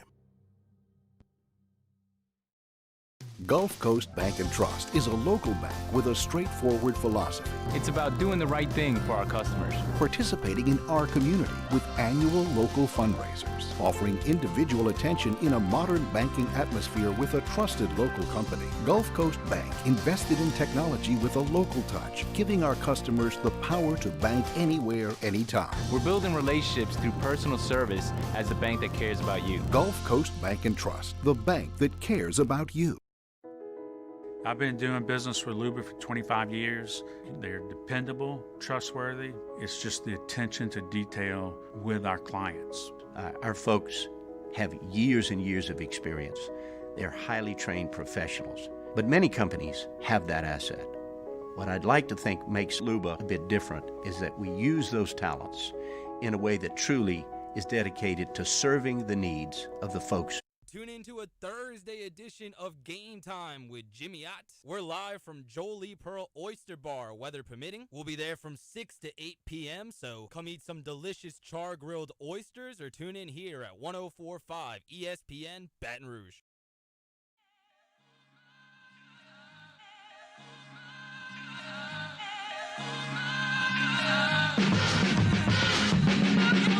We hit, I told him I never tired yet. We hit, I told him that on the block, go hit. All-Star Toyota presents Off the Bench with Jordy Collada and T-Bob Hebert. ESPN Baton Rouge, New Orleans, Alexandria. Good stuff from Chad Durbin. If you missed it, it's online, 1045ESPN.com. Remember, all of our stuff brought to you by Carriages of Baton Rouge. Carriages BR, we're title sponsored and driven every day by All-Star Toyota. Stop in and see All-Star Toyota at allstartoyota of BatonRouge.com. Hard Knock episodes number 3 has aired. The first thing that jumped out to me, boys, is that SoFi Stadium is sick. The new stadium that they have built in Los Angeles that has taken 3 years from start to finish and seemingly will be ready for the regular season coming up this year for both the Rams and the Chargers. It's unbelievable. Is massive. It's one of those things where even in 2020, where I feel like we can be very cynical or we can be very desensitized to human achievement, right? Or you can be like is this really good use of resource? Blah blah blah, whatever. This thing is just a modern marvel of human engineering. I mean, from like landscaping details to how it looks inside, how open it is, how massive it is, that screen, like no detail was left unturned. It had me thinking like the same way that we're all obsessed with the old Roman Coliseum, like which one of these modern day stadiums is going to survive and be the one that is like most kind of looked at by future generations? This one. I mean, right? It is the latest and greatest. Like how far? This thing is sick. How badass can we make stadiums before we just like nuke ourselves into existence or the world ends? I don't know, man. This feels like we're pushing the limits of human ingenuity when you look at this SoFi field. It is amazing. The other thing that jumped out to me is that I have become an enormous fan of Melvin Ingram, the defensive lineman for the Los Angeles Chargers. He's an SEC guy, went to South Carolina, was their former first-round pick. He was holding out of training camp because he wanted to get a long-term deal. Yeah. But he showed up every day. Yep. Was on the practice field. You don't have to do this. He was holding in. Yeah, right. I mean, and giving actively involved, like helping the young guys coaching along. on the field. In fact, his head coach Anthony Lynn walked up to him afterwards and said, "Look, man, I know what you need to be doing post-career. You need to be coaching." Yeah. But his first play back, Hunter Henry, remember the former Arkansas tight end who's had a pretty good NFL career to start off with? Ingram just puts a shoulder into Henry and puts him on his back. And he's like such a nice guy to the show. But He then stands you can tell over he and says, "You starts better get in the chirping." weight room, bud. Yeah, he starts chirping when he gets on the field. Yeah, man, I'm kind of falling for this Chargers team a bit. I like a lot of the personalities. They're like whatever. It's just more fun to cheer for an underdog most of the time, and they're definitely the scrappy little brother. And then I was gonna say, there's no bigger winner from Hard Knocks other than Anthony Lynn, because at least in this region of the country, I just didn't know much about him, right? We asked him to talk to him about Booger, to Booger about him. I mean, he has stood out so much to me. And then doing a little research, him and Sean Payton are like best friends. Oh, really? Yeah. They go back to a Philadelphia staff. They were young just trying to make it on a Philadelphia staff. Some guys just have it, and it looks like both those guys have it. Now, I think he's in a bit of a tough situation quarterback-wise this year, because I love Tyrod Taylor. I used to be a huge, Tyrod Taylor stan, as the kids say. It didn't always work out for me. I think he's kind of proven to just be an adequate NFL quarterback. So I think they're definitely downgrading from Phillip Rivers there, even if it was time. So I don't know how good the Chargers will be, but I like him. I'm going to cheer for him. Also, I love seeing Michael Brockers still hold it down, dude. A lot of love for LSU on there, man. I mean, a 10-year LSU or 10-year vet, basically, at this point. Brockers like the old man of the crew. Did you see Ingram giving advice to Fehoko? Yes. Yeah. They seem to like Braden. And Ingram was telling them, look, just keep doing what you're doing. Your head down. Work. Just keep doing, keep working, keep grinding. Fehoko brings that grind. He has a great attitude. And then there's Whitworth that you're getting insight into, and what a massive human being he is. Bro, you know who annoys the hell out of me? Clay Johnson? The fudge guy. Yeah, Clay Johnson. Papa Favre? I mean, did you see the Papa Favre I saw part? the Papa Favre. That was kind of nice. That was cool. But even though Papa Favre is such an odd, weird thing to call him. Yeah, and it was very forced. Yes, it did not. Papa Favre did in no way felt natural. It in no way felt natural. He feels fake. That's why I don't like Clay Johnson. I don't think he's fake. He's too real. He's just cheesy. He is who he is. Fudge. Yeah, he is so unapologetically cheesy. I mean, give me an F-bomb, Clay Johnson.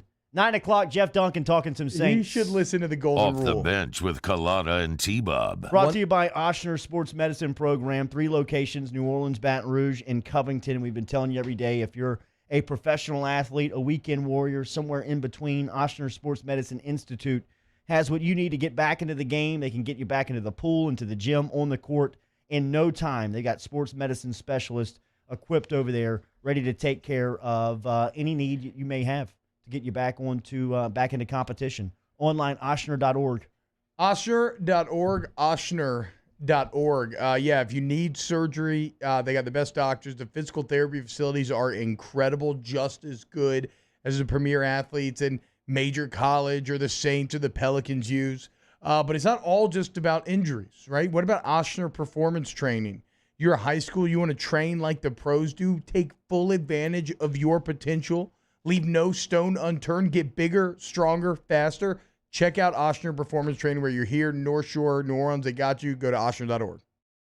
This is big. Really big. I mean, really, really, really big. Because Honda's summer clearance event is going on right now at Richards Honda. With 0 to the 4th power on brand new Honda Civics. That's 0 down, 0 due at signing, 0 security deposit, and 0 first month payment. Plus, summer clearance on every new vehicle in stock. Just another reason why people call Richards Honda the smart choice. I-12 at Millerville Road and richardshonda.com. Gulf Coast Bank and Trust is a local bank with a straightforward philosophy. It's about doing the right thing for our customers. Participating in our community with annual local fundraisers, offering individual attention in a modern banking atmosphere with a trusted local company. Gulf Coast Bank invested in technology with a local touch, giving our customers the power to bank anywhere, anytime. We're building relationships through personal service as the bank that cares about you. Gulf Coast Bank and Trust, the bank that cares about you. Are you a licensed contractor? There's lots of good contractors in Louisiana doing work the right way, but unfortunately, too many unlicensed contractors are working outside the licensing requirements. Working as a contractor in Louisiana requires a license for the company doing the work. The Louisiana State Licensing Board for Contractors wants to help you get licensed to allow you to conduct work legally. It's not difficult to get the license. We can help you. Go to lacontractor.org for more information. Licensed contractors, it's the law. At All-Star Toyota, you get it all. If you're in the market for an all-new Toyota vehicle, come see our friendly and knowledgeable sales team at All-Star Toyota. Located in Baton Rouge at the corner of Airline and Goodwood, we've been serving our community since 2005 by offering a large selection of new Toyota cars, trucks, and SUVs. Get behind the wheel of your dream car and take a test drive at All-Star Toyota today.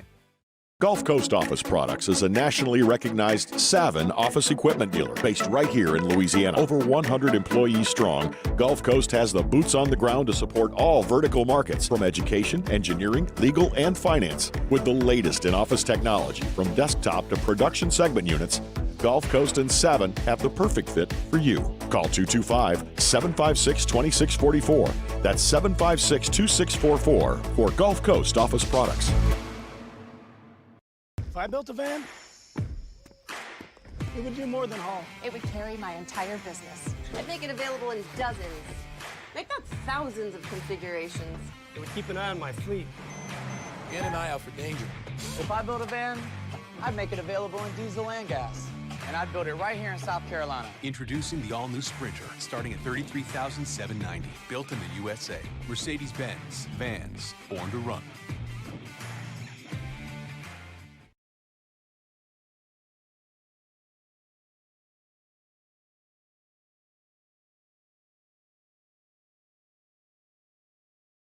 Rouge. This hour is brought to you by Spencer Callahan Injury Lawyers.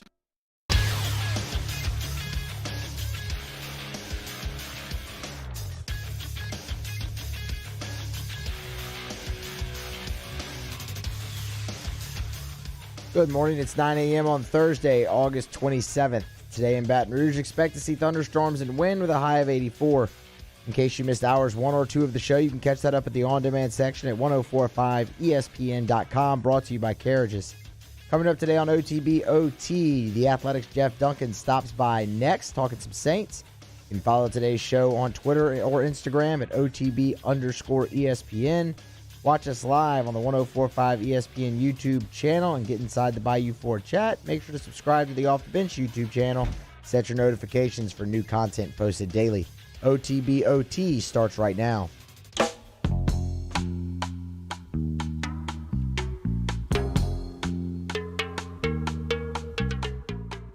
All-Star Toyota presents Off the Bench with Jordy Collada and T-Bob Hebert. ESPN Baton Rouge, New Orleans, Alexandria.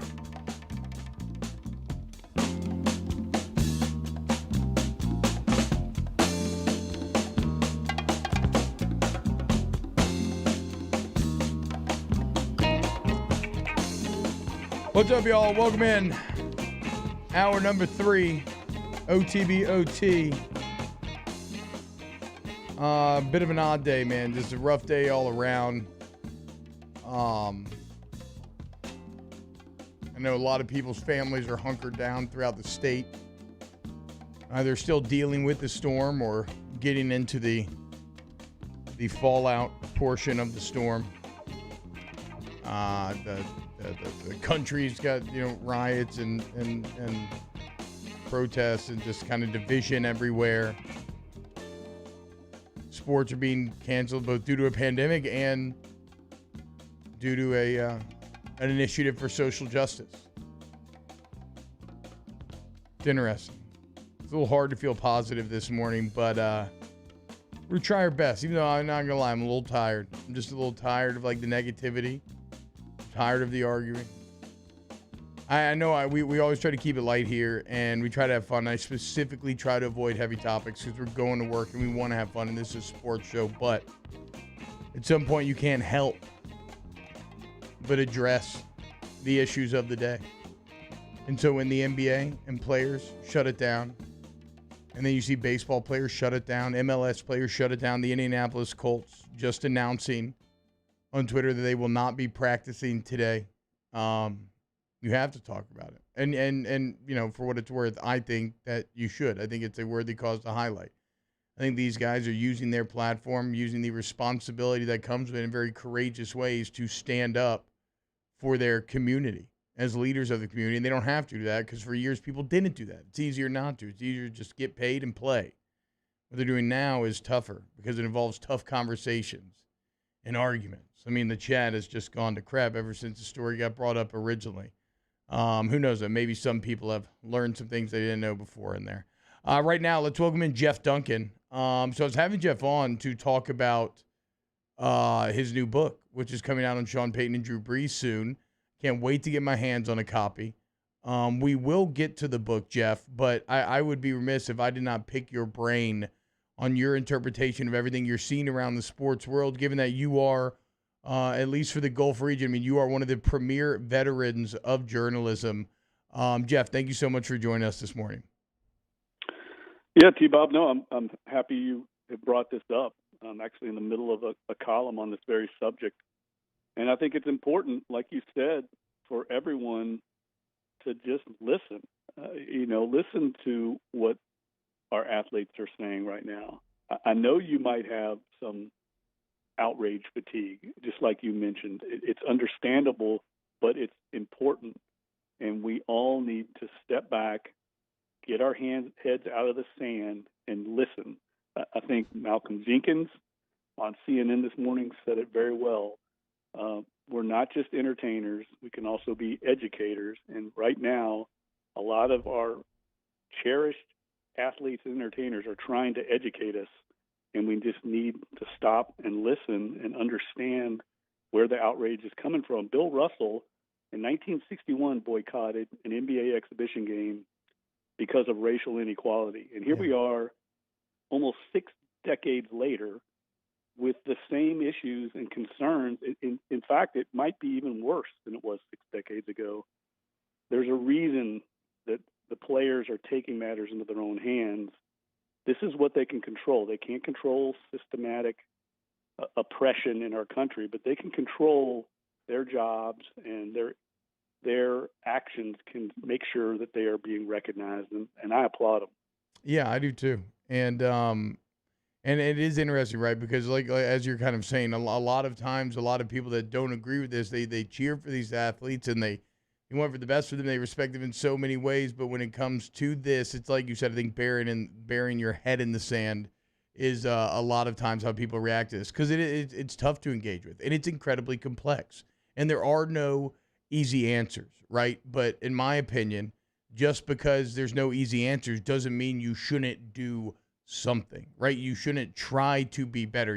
Maybe you don't get the answers right off the bat, but you still strive to improve. And that's where I stand with police and police reform and everything else is not some inherent criticism against the police as a whole. Like I believe that police work is an incredibly thankless job. They're not paid as well as they should be. They're asked to make these impossible split-second decisions. They're dealing with the ultimate fight or flight type of fears on a daily basis. But that said, that doesn't mean that you shouldn't always be trying to improve. And if you look at these shootings that have been making the headlines recently, you have to ask yourself, okay, even if that is legal, are we okay with that being legal? If that is correct application of lethal force, should that be the case?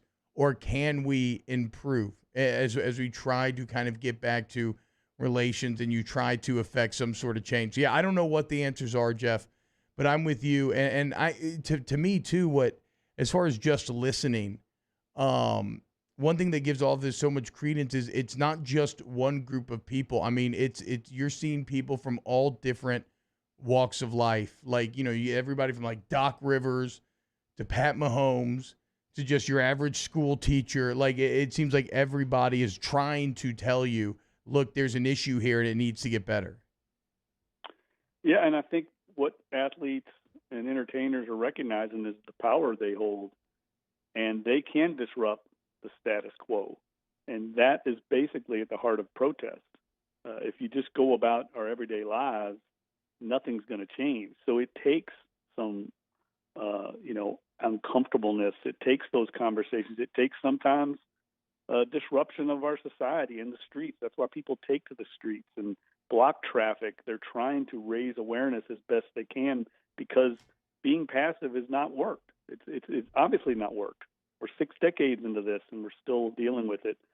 So I think athletes and entertainers in this country are doing what they can, what they can control to try and make a change for the better. And I think it's really a historic moment in our country. And yesterday was something that I think will go down in history as one of the great moments in sports history in America.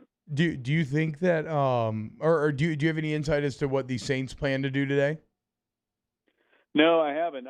Malcolm Jenkins was actually asked about that on CNN this morning, and he said there's still a long ways from determining how the NFL is going to answer to this. He was asked if he was going to play, and of course the Saints don't play for still, 2.5 weeks. So I think there's going to be discussion and going forward, but I have not heard anything about the Saints. That's a very good question. Yeah, the Colts did just come out and said, here's a statement. The Colts will not practice today. Instead, the team will use today to discuss and work towards making a lasting social impact and inspiring change in our communities. And one thing, Jeff, so much of this is about kind of coming together and having hard discussions and learning, and trying to empathize and maybe being exposed to viewpoints that you weren't exposed to previously. And actually, I've viewed the entire Drew Brees saga this offseason as like a positive example of that, where you had two sides that appeared kind of diametrically opposed, and they come together. They understand a bit, each other a bit more, and then they kind of grow from it. And so, yeah, who knows? My hope is that you could almost see that Brees story mirrored on a larger scale. Hey, T-Bob, that's a great point, and I never really thought about it until now. But having it happen to someone as prominent and as beloved as Drew Brees actually was probably a good thing. And I know Drew and Brittany Brees have responded, I think, in the right way with backing their words with actions. But the fact that it was one of the most popular and influential athletes in our sport, I think is going to end up actually creating more change and raising more awareness than it would have if it were someone with a much smaller platform. I agree with you. Yeah, and I think the Saints locker room is actually way more better equipped to handle the type of tough conversations that are ahead now and reach decisions that the entire team can be on the same page with. So we'll see where this plays out. This story's not stopping anytime soon.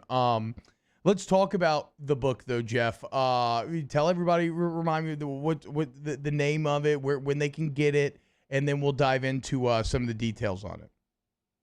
Yeah, no, thanks, T-Bob, for the opportunity. The book is called Peyton and Brees, the story behind the greatest, the men behind the greatest offense in NFL history. And, I make the argument in the book, and it will be released October 13th. You can pre-order it now on the Triumph Books website or also at Amazon.com. We should be getting actually advanced copies in soon, which I will definitely get one to you. Yeah. But the book, T-Bob, is a decade in planning, but really it took me about 2 years to write. And, Drew and Sean both, as your listeners are well aware, had books that came out on their lives and careers after the Saints won the Super Bowl in 2009. Both those books were New York Times bestsellers, which is a testament to the popularity of both Sean Payton and Drew Brees. But a lot has happened since then. Drew Brees has become the all-time passing leader. And what I really wanted to get into in the book is just the nitty-gritty of how this Saints offense has become the juggernaut it has. I argue that it's the greatest offense in NFL history. No offense has gained as many yards in a 14-year period, scored as many points in a 14-year period as the New Orleans Saints have done. And they've continued to evolve as defenses have tried to stop them. They've just been unable to slow this offense down. It's finished in the top 10 every year in a 14-year period. The only other offense that's done that in NFL history is the 49ers under Bill Walsh and George Seifert and Steve Young and Joe Montana.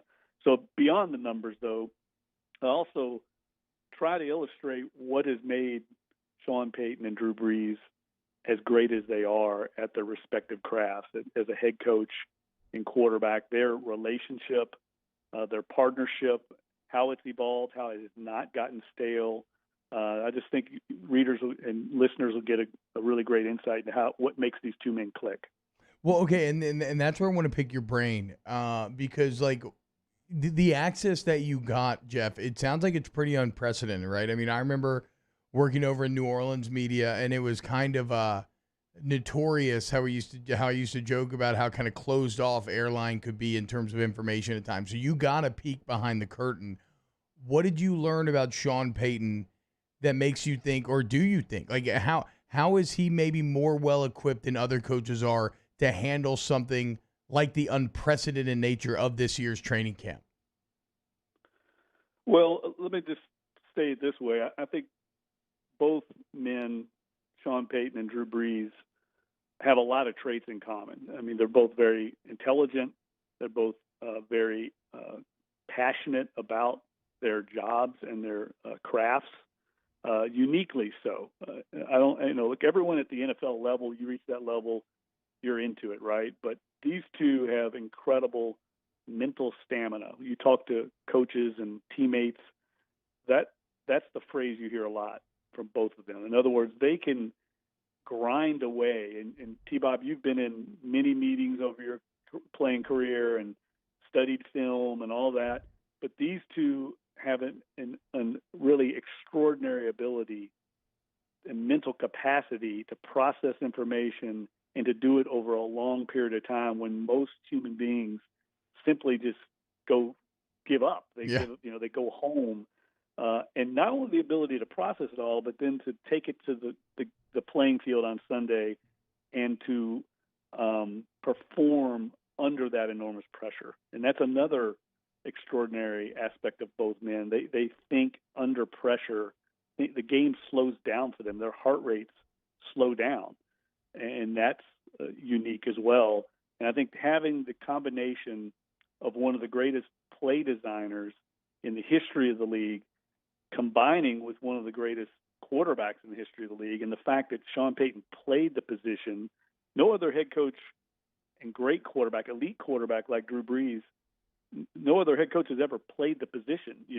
Bill Belichick didn't, Don Shula didn't, Bill Walsh didn't. So that unique kind of ironic partnership, it's just very unique, and none of us should take it for granted.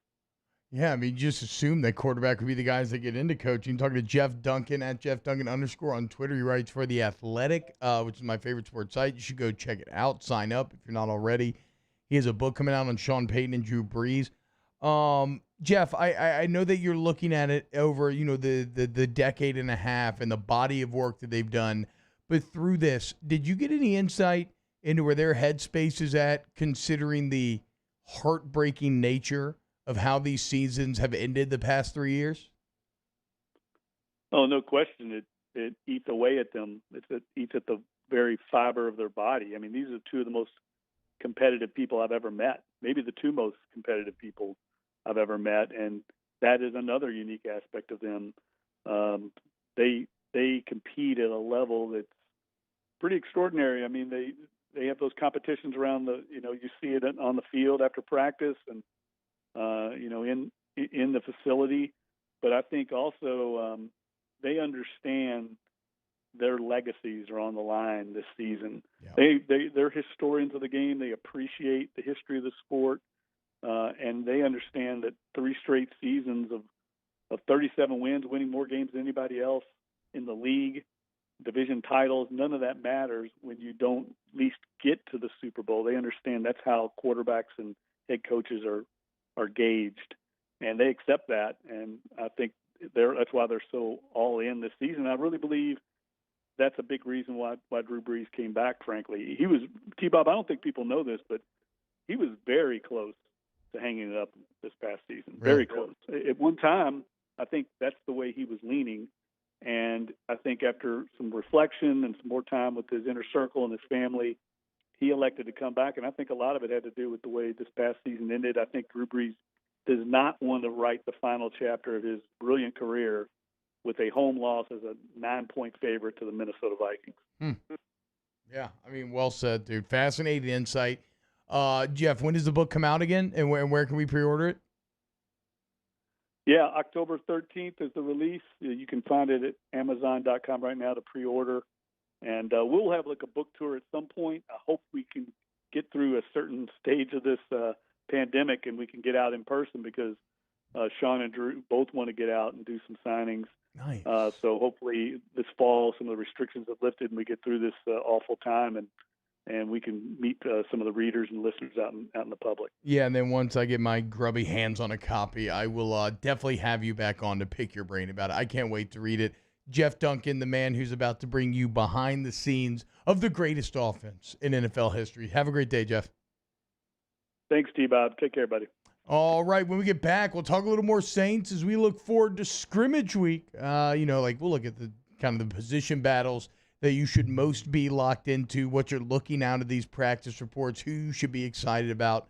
What do you think? You want to hop in that YouTube chat? Go ahead and tell me who you're looking for to show out in Saints practice this week. This is OTBOT. We'll be back. OTBOT. In times of need, get a full list of phone numbers, websites, and other important emergency information on the Demco Stormwatch page at 1045ESPN.com.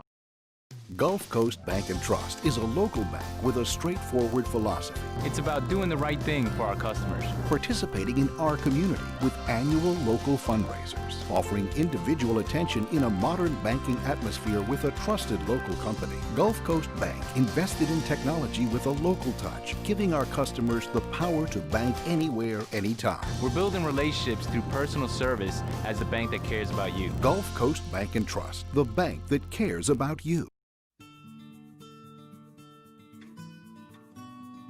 This is a house call.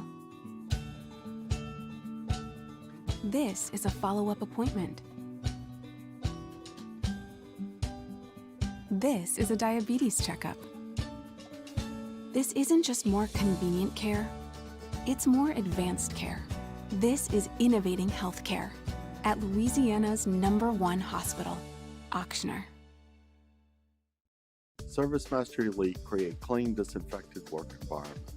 As a local business, we take pride in serving the New Orleans and Baton Rouge areas. Our cleaning protocols follow CDC and OSHA standards for healthcare settings, offices, senior living, restaurants, and industrial plants. Contact ServiceMaster Elite to get your operation ready for reopening with germ disinfection cleaning. ServiceMaster Elite, the trusted choice in professional cleaning since 1996. To all of our heroes working on the front lines of this COVID-19 pandemic, your bravery and selflessness represent the very best of us, and we want to say thank you. I'm asking everyone around the state to join me in celebrating the heroism of our healthcare professionals on the 19th of every month at 1900 hours, that's 7 p.m. Write a note of appreciation, make plans to donate to charitable organizations, or say a prayer. To learn more, visit 19thanks.org. Thank you, and God bless. Crime has serious consequences, but anyone can make a mistake. If you find yourself in trouble with the law, know that you have rights, and it's okay to demand them. The law offices of O.C. Brown are here to protect you and your rights. Felony or misdemeanor, DUI or drug charge. No matter what crime you're accused of, you still have rights. Let the law offices of O.C. Brown uphold them. Call 225-343-1111. Your law firm for a lifetime. I've been doing business with Luba for 25 years. They're dependable, trustworthy. It's just the attention to detail with our clients. Our folks have years and years of experience. They're highly trained professionals, but many companies have that asset. What I'd like to think makes Luba a bit different is that we use those talents in a way that truly is dedicated to serving the needs of the folks who depend on us. Are you a licensed contractor? There's lots of good contractors in Louisiana doing work the right way, but unfortunately, too many unlicensed contractors are working outside the licensing requirements. Working as a contractor in Louisiana requires a license for the company doing the work. The Louisiana State Licensing Board for Contractors wants to help you get licensed to allow you to conduct work legally. It's not difficult to get the license. We can help you. Go to lacontractor.org for more information. Licensed contractors, it's the law. Gulf Coast Office Products is a nationally recognized Savin office equipment dealer based right here in Louisiana. Over 100 employees strong, Gulf Coast has the boots on the ground to support all vertical markets from education, engineering, legal, and finance. With the latest in office technology from desktop to production segment units, Gulf Coast and Savin have the perfect fit for you. Call 225-756-2644. That's 756-2644 for Gulf. Yo, join us for a Thursday edition of Hanging with Hester and Hanny, presented by Richards Honda from noon to 3. We'll welcome back Hump Palmer in studio for an hour and much more on 104.5 ESPN Baton Rouge.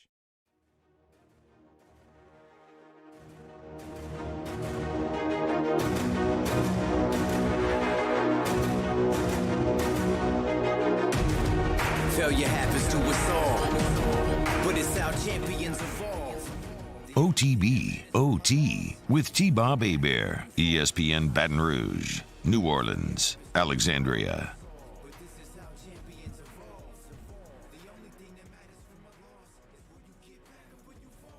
Welcome back, OTBOT. I'm trying to look up, Todd Jones in the YouTube chat says Cam Newton said that he is not ready to be the Patriots starting quarterback. I was trying to look that up in the break. I'm a little hesitant to speak on it because I've just skimmed it. I don't mean that, but through kind of a surface level read and immediate reaction here, I don't think Cam Newton was saying he's not ready to be the starter, like he hasn't put the work in. I think he's more of doing that thing where you're saying, look, it's not decided, okay? Like, I am not comfortable.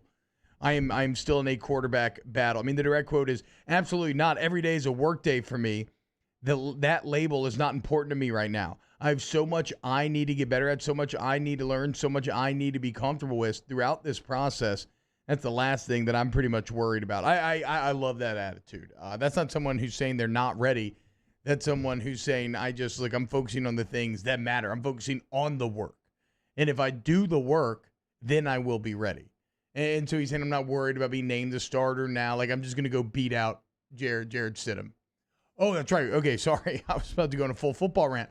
Let's welcome in Marissa Nuzzo from WBRZ. She's been joining us throughout yesterday and today, keeping you updated on the storm. She came by a couple of hours ago. Marissa, welcome back. How are you doing? Hi. I'm doing great. How are y'all doing? Doing well. I know you've been working 24/7, so thank you for your service to the area, and keep grinding. Do you have any, before we talk about where the Hurricanes may be at currently, do you have any updates for the listening area, New Orleans, Baton Rouge, Alexandria? Well, as we just wrapped up our morning coverage here, we surprisingly have very minimal flooding. I think that city officials, a lot of people really prepared for this, and any of the rain that we did get, although some places saw about 5 inches of rain this morning, we've been able to keep the flooding down to a minimum. And in the Baton Rouge area, we did register a wind gust of 43 miles per hour, which is tropical storm force. But other than that, the impacts have been just some crazy heavy thunderstorms this morning. Yeah. And so will those thunderstorms continue throughout the day? What's the weather looking like here as the storm moves further northward? Well, I think we did get through the heaviest of the rain bands, though the rest of this afternoon we'll continue to see some things on and off, but these will be smaller, a little bit more short-lived. Now, as far as where the hurricane is currently, Marissa, because we do have listeners that aren't just terrestrial, right? We got, digital all over North Louisiana, throughout the state. What is Laura doing right now, and kind of when is this all going to be over for Louisiana? Well, right now, Laura is about just north of Alexandria and to the west, still as a Category 1 storm with maximum winds near 85 miles per hour. It's just remarkable that this storm has made it this far inland, still at hurricane strength. I think by the end of the day today, the storm will be out of the state of Louisiana, but it's entirely possible that areas as north as Shreveport will be dealing with a Category 1 hurricane later this afternoon. Marissa, anything that I didn't ask you that you want to add before we let you go? I just want to commend everybody for taking all the emergency precautions, doing what they can to stay off the roadways and keep Baton Rouge safe. Even though we weren't really in the bulk of the storm, I think people in Baton Rouge really did their best to prepare, and I just wanted to congratulate everyone. Well said, Marissa Nuzzo. Follow her on Twitter at Marissa Nuzzo, WX, WBRZ meteorologist. Thank you so much. Thank you. I think I read something yesterday afternoon that actually caused me to freak out a bit because I probably made the wrong decision in telling my family to stay in Sabine instead of coming back here to Baton Rouge. But it was very much, look, when it comes to storms, prepare for the worst. And then if it ends up getting better, then that's okay. And so good job on everybody in BR. All right, now let's talk a little Saints as it's a big week for the Saints. They're back in the practice field today. I think you can expect a lot of scrimmages this week. When are they going to the Superdome? Friday, Saturday? I'm not remembering off the top of my head. They'll be in the Superdome at some point this week. If you watched Hard Knocks Episode 3, you saw the Rams scrimmage in SoFi Stadium, which, by the way, Aaron Donald, dude, I cannot imagine having to block Aaron Donald. That is one of the best football players I've ever seen in my entire life. But the Saints are a pretty good damn team as well. So the pads are on now. Scrimmages are coming. This is replacing the preseason games. So let's kind of approach it like we would the preseason games and talk about some of the matchups that we are most looking forward to. Off the bat, and this is just every preseason, the preseason evergreen, backup quarterback is massive, right? Especially in the context of what happened last year with the Saints and what having a solid backup, what that was able to do for you. 5-0, the 13-3 season. It gave the defense a lot of confidence, right? It gave this team a lot of confidence last year. So who will play that role of Teddy Bridgewater? Will it be Jameis Winston?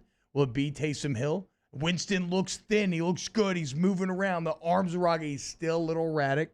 Still not the most accurate.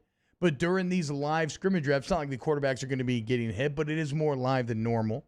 It's also more competitive than normal. You're moving the ball. You're scoring touchdowns. I think we'll get some big insights into who is going to take, well, I was going to say take the early lead in camp, but we're like only 2 more weeks of camp till we get to a game. So who is going to start to position themselves as being the game day backup? One thing I'm not 100% clear on is exactly how Taysom Hill's role affects all of this, right? Because unlike Winston, Hill will play. No, even if Drew Brees stays healthy. Like, he has a role to play in this offense. It's very multifaceted. He's a Swiss Army knife. But I wonder if that gives him an advantage or a disadvantage with backup quarterback. We'll learn some this week. Staying on that side of the ball, obviously for Reeves and McCoy, this is huge. And I don't want to expound too much on that because I think it's pretty self-explanatory. 2 young O-linemen that are trying to figure out their role on this team. And think about this, as Jeff Duncan just told you, this is a season where the Saints and Drew Brees, they know how good the roster is. They know what their potential can be. They know everything that's on the line, and they got to take advantage of it, right? It's now or never. Well, think about how integral the center and starting guard are to Drew Brees' success. Why did you go trade for Max Unger? Why have you drafted there consistently the last 2 years? Because interior pressure is Drew Brees' potential kryptonite, as much as kryptonite can affect him, right? Like when he has looked mortal in his career, it's when you've struggled up the middle. So McCoy did an incredible job of diving in last year, picking up immediately, and being a great player throughout the year, even if there are areas to improve. Ruiz, you got to go 2 for 2 there. You got to have back-to-back rookies that are ready for that pressure and ready for that stage, and the scrimmage will start to reveal that. It'll also tell us who's playing guard and center. Opposite of them, I want to see what form Sheldon Rankins is in. I mean, if he gets a pass rush going, so we're talking about interior pass rush, right? That makes everybody better. Because if Sheldon Rankins and David Onyemata, if they're getting pressure up the middle, then all of a sudden you have Cam Jordan and Marcus Davenport coming off the edges. Where's the quarterback going to go? Cam Jordan will force him to step up. Well, Rankins could be waiting right there. Or maybe Rankins gets in, he flushes him out. Well, Jordan or Davenport's going to be waiting right there. So what form is Sheldon Rankins in? Has he recovered from that Achilles? Danny, hop on the mic here. I thought you had an interesting take of a guy that you wanted to watch this week. Yeah, I'm really interested in looking at the Adam Trautman at tight end because I think that'd be a really big threat if you have 2 tight ends that could stretch the field. He's got the body. Yeah. He's definitely got the body. I mean, anytime I think about 2 great receiving tight ends, I just always go back to those Patriots teams with Hernandez and Gronk, where they were using so much 12 personnel to just create mismatches. Because an incredible NFL tight end is a mismatch in and of himself. So when you could put two on the field at the same time, the same thing we've talked about with LSU, when you look at Arik Gilbert and then Cole Taylor and why am I blanking right now? Oh, and Nick Storrs, and then even Torrey Carter getting some love. I think we'll see a Torrey Carter touchdown catch this year. Even though the pass interference against Mississippi State was one of the funniest plays of last season, I think he's going to get a legal touchdown this year because people are going to be expecting him to block so much. That said, yeah, where is Trotman at, right? Because thus far with this rookie class, they're throwing these guys in the fire. I mean, Zach Bond is in line to be a starter. As we just talked about, Cesar Ruiz is going to be a starter. Can Trotman follow in those footsteps? You gave up a lot of resources for him. You like his potential. I'm not going to join you no, you know what? Because you're just saying you want to see it out of him this week. I agree with you there. I'm not going to say that I think he's going to be great just yet. I mean, we'll see how this scrimmage week goes. I've seen tight end go awry too easily. I mean, I think I'm still got a little Kobe Fleener PTSD, but we'll see. Adam Trotman, certainly an interesting name to look out for. Who do you care about this week? Type it in the chat. We'll get to it. All right, coming up next, more OTBOT. OTBOT. Off the Bench, hanging with Hester and Hanny. After further review and more are all live daily on the 104.5 ESPN Baton Rouge YouTube channel. Subscribe now to interact with us inside the live chat driven by Bayou Ford. If I built a van, it would do more than haul. It would carry my entire business. I'd make it available in dozens, make not thousands of configurations. It would keep an eye on my fleet.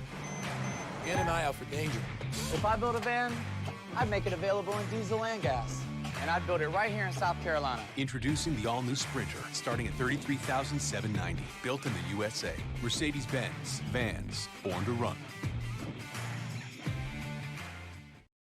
Gulf Coast Bank and Trust is a local bank with a straightforward philosophy. It's about doing the right thing for our customers. Participating in our community with annual local fundraisers, offering individual attention in a modern banking atmosphere with a trusted local company. Gulf Coast Bank invested in technology with a local touch, giving our customers the power to bank anywhere, anytime. We're building relationships through personal service as the bank that cares about you. Gulf Coast Bank and Trust, the bank that cares about you.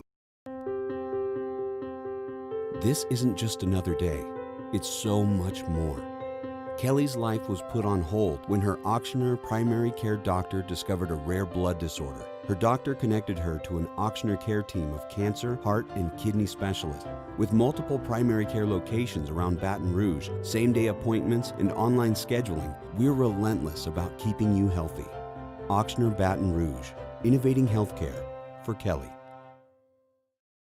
To all of our heroes working on the front lines of this COVID-19 pandemic, your bravery and selflessness represent the very best of us, and we want to say thank you. I'm asking everyone around the state to join me in celebrating the heroism of our healthcare professionals on the 19th of every month at 1900 hours, that's 7 p.m. Write a note of appreciation, make plans to donate to charitable organizations, or say a prayer. To learn more, visit 19thanks.org. Thank you, and God bless. ServiceMaster Elite create clean, disinfected work environments. As a local business, we take pride in serving the New Orleans and Baton Rouge areas. Our cleaning protocols follow CDC and OSHA standards for healthcare settings, offices, senior living, restaurants, and industrial plants. Contact ServiceMaster Elite to get your operation ready for reopening with germ disinfection cleaning. ServiceMaster Elite, the trusted choice in professional cleaning since 1996. At All-Star Toyota, you get it all. If you're in the market for an all-new Toyota vehicle, come see our friendly and knowledgeable sales team at All-Star Toyota. Located in Baton Rouge at the corner of Airline and Goodwood, we've been serving our community since 2005 by offering a large selection of new Toyota cars, trucks, and SUVs. Get behind the wheel of your dream car and take a test drive at All-Star Toyota today. Crime has serious consequences, but anyone can make a mistake. If you find yourself in trouble with the law, know that you have rights, and it's okay to demand them. The law offices of O.C. Brown are here to protect you and your rights. Felony or misdemeanor, DUI or drug charge. No matter what crime you're accused of, you still have rights. Let the law offices of O.C. Brown uphold them. Call 225-343-1111. Your law firm for a lifetime. I've been doing business with Luba for 25 years. They're dependable, trustworthy. It's just the attention to detail with our clients. Our folks have years and years of experience. They're highly trained professionals. But many companies have that asset. What I'd like to think makes Luba a bit different is that we use those talents in a way that truly is dedicated to serving the needs of the folks who depend on us. Hey, it's Matt Moscona inviting you to join us for Thursday's AFR, presented by the Aesthetic Medicine and Anti-Aging Clinics of Louisiana. Tigers and Saints on the practice field. We'll talk about all of it with Mike Detillier. Join us Thursday, 3 to 6, 104.5 ESPN Baton Rouge.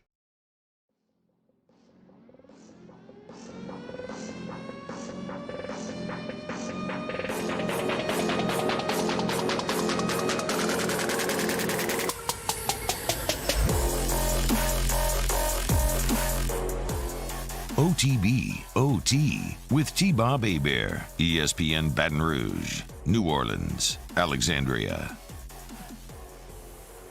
I don't know if my mood has ever matched less with our rejoin music than the hardcore license-free dubstep bringing us back on such like a weird, somber day. Shout out to the YouTube algorithm and its aggressive actions towards licensed music. I hope you enjoyed dropping that beat on your forehead here at 9:40 a.m.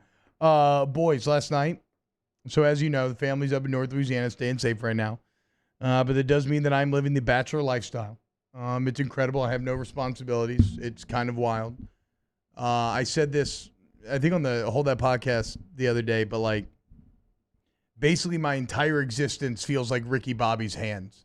I just don't know what to do with myself. Like I have so much just leeway to do whatever I want. And so what that resulted in yesterday, I'm like, hey, Storm's coming in, T-Bob, you need some essential supplies. I got a bottle, I got a case of waters, and then the fat boy in me took over. A couple frozen pizzas, and those were good. But really what I ended up eating yesterday, and I think I've got our Friday tier list now, boys. I slammed almost an entire box of Captain Crunch cereal. It was amazing. Original Captain Crunch. Not peanut butter crunch, which is great. Not oops, all berries, but just OG regular Captain Crunch. And which I know I'm fat because I'm thinking about it right now, and I just can't wait to get home and try more Captain Crunch. So if we were to preview a breakfast cereals tier list, pay attention, Musso. If we were to preview a breakfast cereals tier list, where are y'all putting original Captain Crunch? Remember, it's SABCD. I think it's A or B. A or B.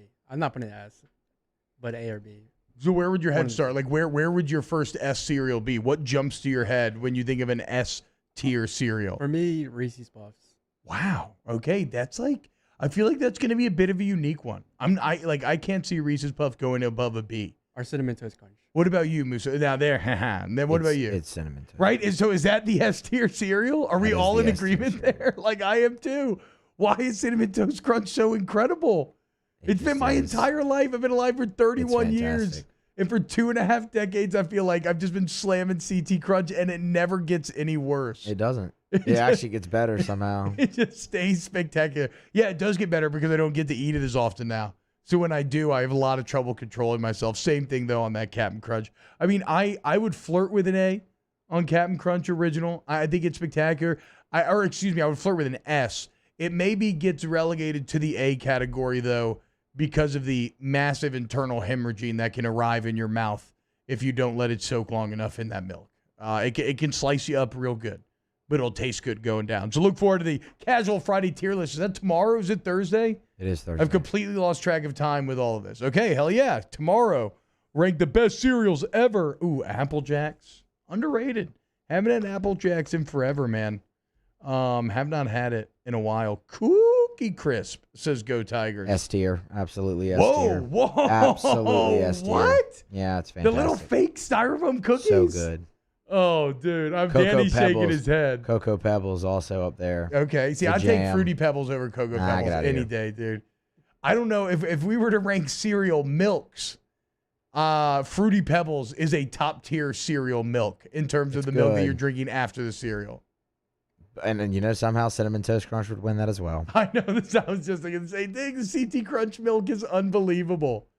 You ever got those big bags that are the cheap cereal, the big bag ones? The what? The big bag cereals, the cheap ones. Oh, like the off-brand, yes, ones. yeah. I've had what was the old Frosted Flakes one? I used to get that all the time. The off-brand. I don't know why. What about them?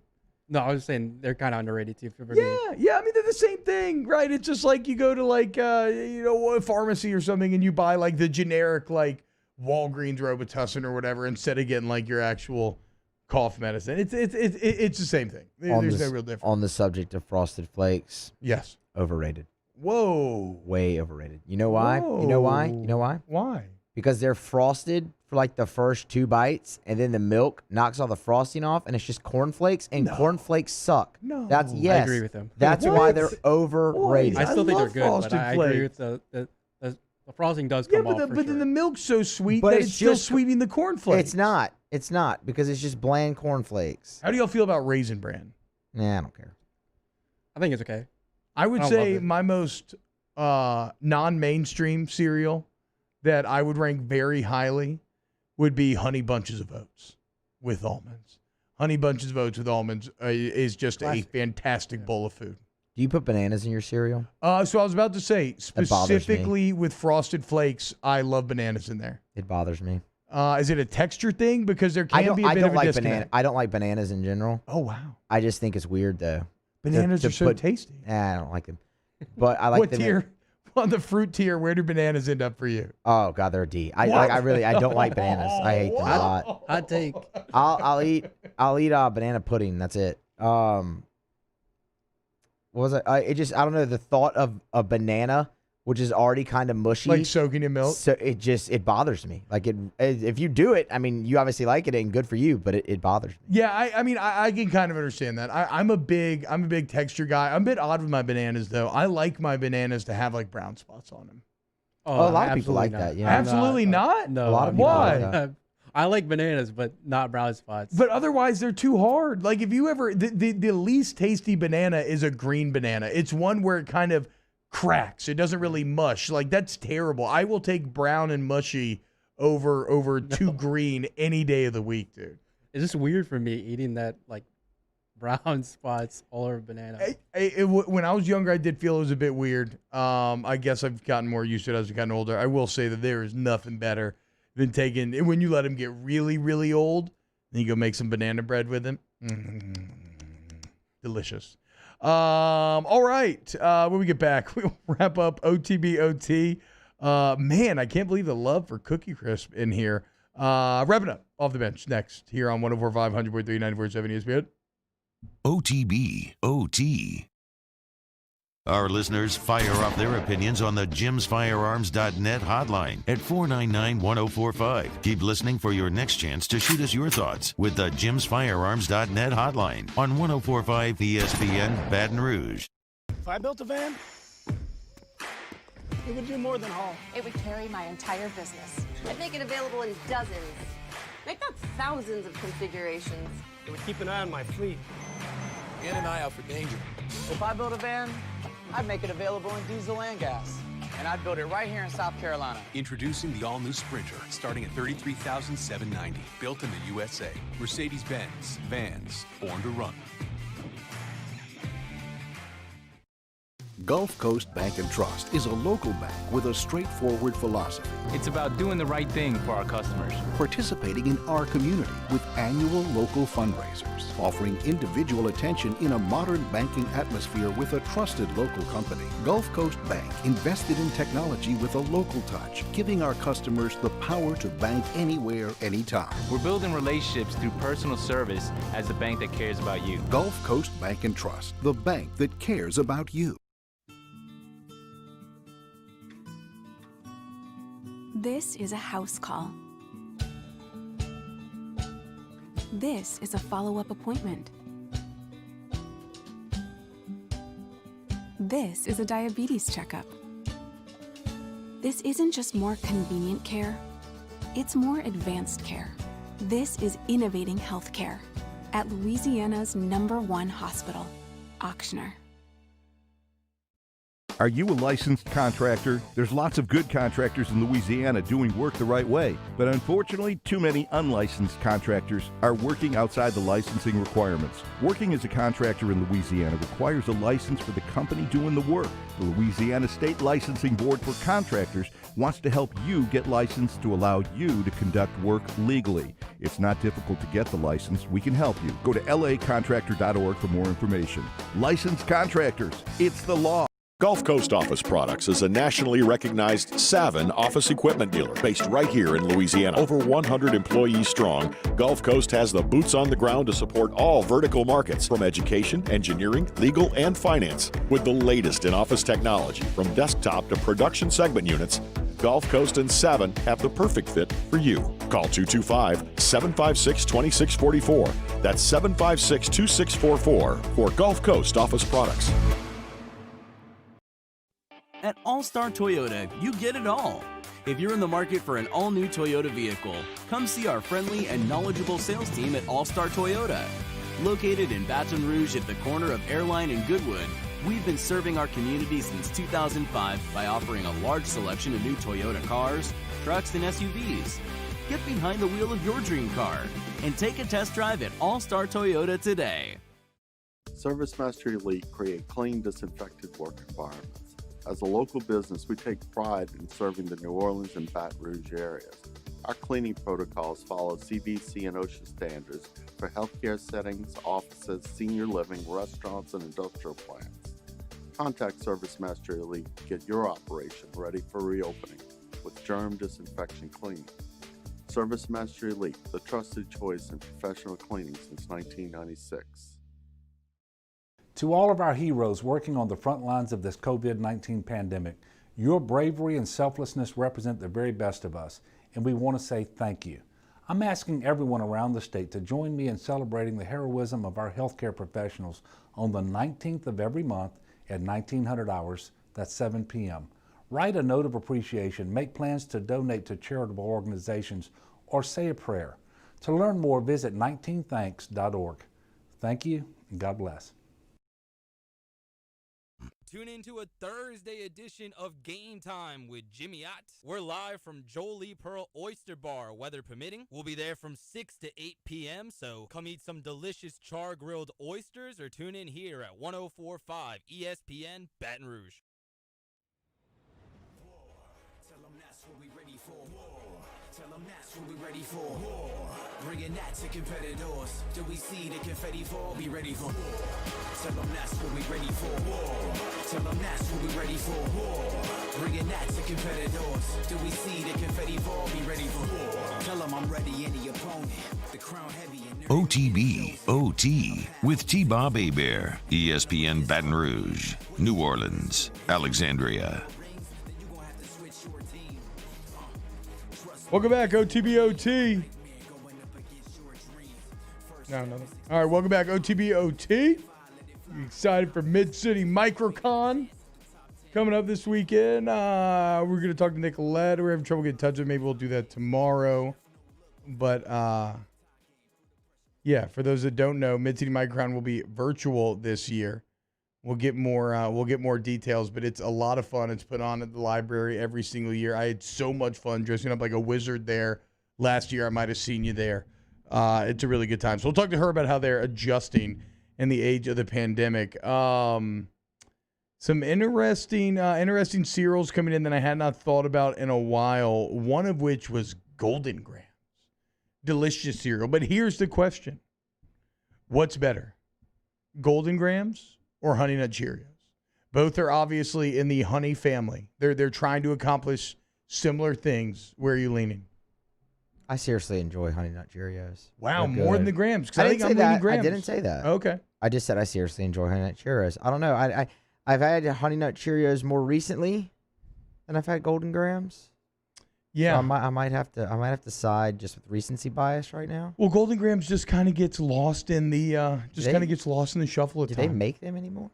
Jeremy Sagley. No one said Count Chocula either. Yeah, I've just never really. I've never really been a big chocolate cereal guy. I don't care for Cocoa Puffs. I don't care for Is Count Chocula different than Cocoa Puffs? Right? I have no idea. I thought Count Chocula was just a character on the box. I didn't know that was actually the name of the cereal. Well, it might not be the name of the cereal. But either way, I don't know. I've never really cared for chocolate, even though I'm sure that the cereal milk is delicious because it's essentially just chocolate milk. I've never been into it. I guess I've been into the more fruity thing. Like I said, Fruity Pebbles. I love Fruit Loops. They're incredible. Apple Jacks. I don't know what flavor Apple Jacks is supposed to be. Is it supposed to be apple? It's really just sugar. I was never a big Apple Jacks guy. Oh, dude, Apple Yeah, Jacks I just is never good. was. And They're probably okay. I mean, they're good. They were never in the rotation. a Really. solid B tier, I would say. Wait, somebody had a good take or a good question to ask me on air. Do y'all remember what it was? Because I'm blanking now. What was it? Was it why I was curious that hashtag unusual sex rules was trending on Twitter? Yeah, I guess that was it. I mean, did you get so yeah? Matt is looking at like the trending things, and it's like it's like all stuff about the storm and social and justice, the protests, social and- justice, these very important issues. And then all of a sudden, there's hashtag unusual sex rules trending in the United States. I just want to go take a nap. I'm kind of just done. Do you right do now. you have anything that you think that you feel comfortable saying on air? Well, actually, I lost the trend now. It's gone. I guess it was short lived. But do you have anything personally that you would say would fall under the and you too, Danny, under the unusual sex rule category? Not really. I don't know if I really have any unusual rules. I don't know about rules, but I do like to keep my socks on. I find that I heard that. I find that my feet can get very cold if not. Do you sleep with your socks on? No, I actually do not sleep with my socks on. But you're much more exposed, or at least I am. I'm rarely under the blankets. I'm a big guy. I'm not really under the blankets, right? So I like to keep my socks on. You keep my feet warm. On the hardwood, it can cause a bit of a problem, given that you can get a little slippy, a little slidey. You're maybe not getting the grip that you ideally be looking for. But that's where if you have any socks with those little rubber grippers on the bottom, then you solve both problems in one fell swoop. What about you, Danny? You got anything that you think would be deemed unusual? No, not that I can think of. Yeah, but socks does. It's like scientifically proved that it makes your orgasms better. What? Yeah. What? Yes. That's what I've seen before. Thank you. Look, yes, I love it. It doesn't make any sense. I'm not even going to Google that. We are not going to fact check that. We are going to accept that. Because we are going to accept that as our lesson of the day. Thank you, Danny Cardenas, our excellent video producer. It literally makes no sense. If you wear socks during sex, you will have better orgasms. You're welcome. From your friends here at Off the Bench, closing out the note. Probably a good thing. There's only 30 seconds left. On a high note. Closing out the show on a high note. NyQuil's Dilwad. Need an area rug. T-Bob, no socks, no slip. Okay, I can get like a little like a little rug that could help with the grip there. Maybe like something you just throw on the ground before showtime. All right. Today was weird. Tomorrow will be fun, be more weird. Well, I don't know. We'll see what the news cycle brings us. Huge thank you to Matthew Musso. Huge thank you to Danny Cardenas, as well as all of our wonderful listeners. We'll see you tomorrow. OTB, OT.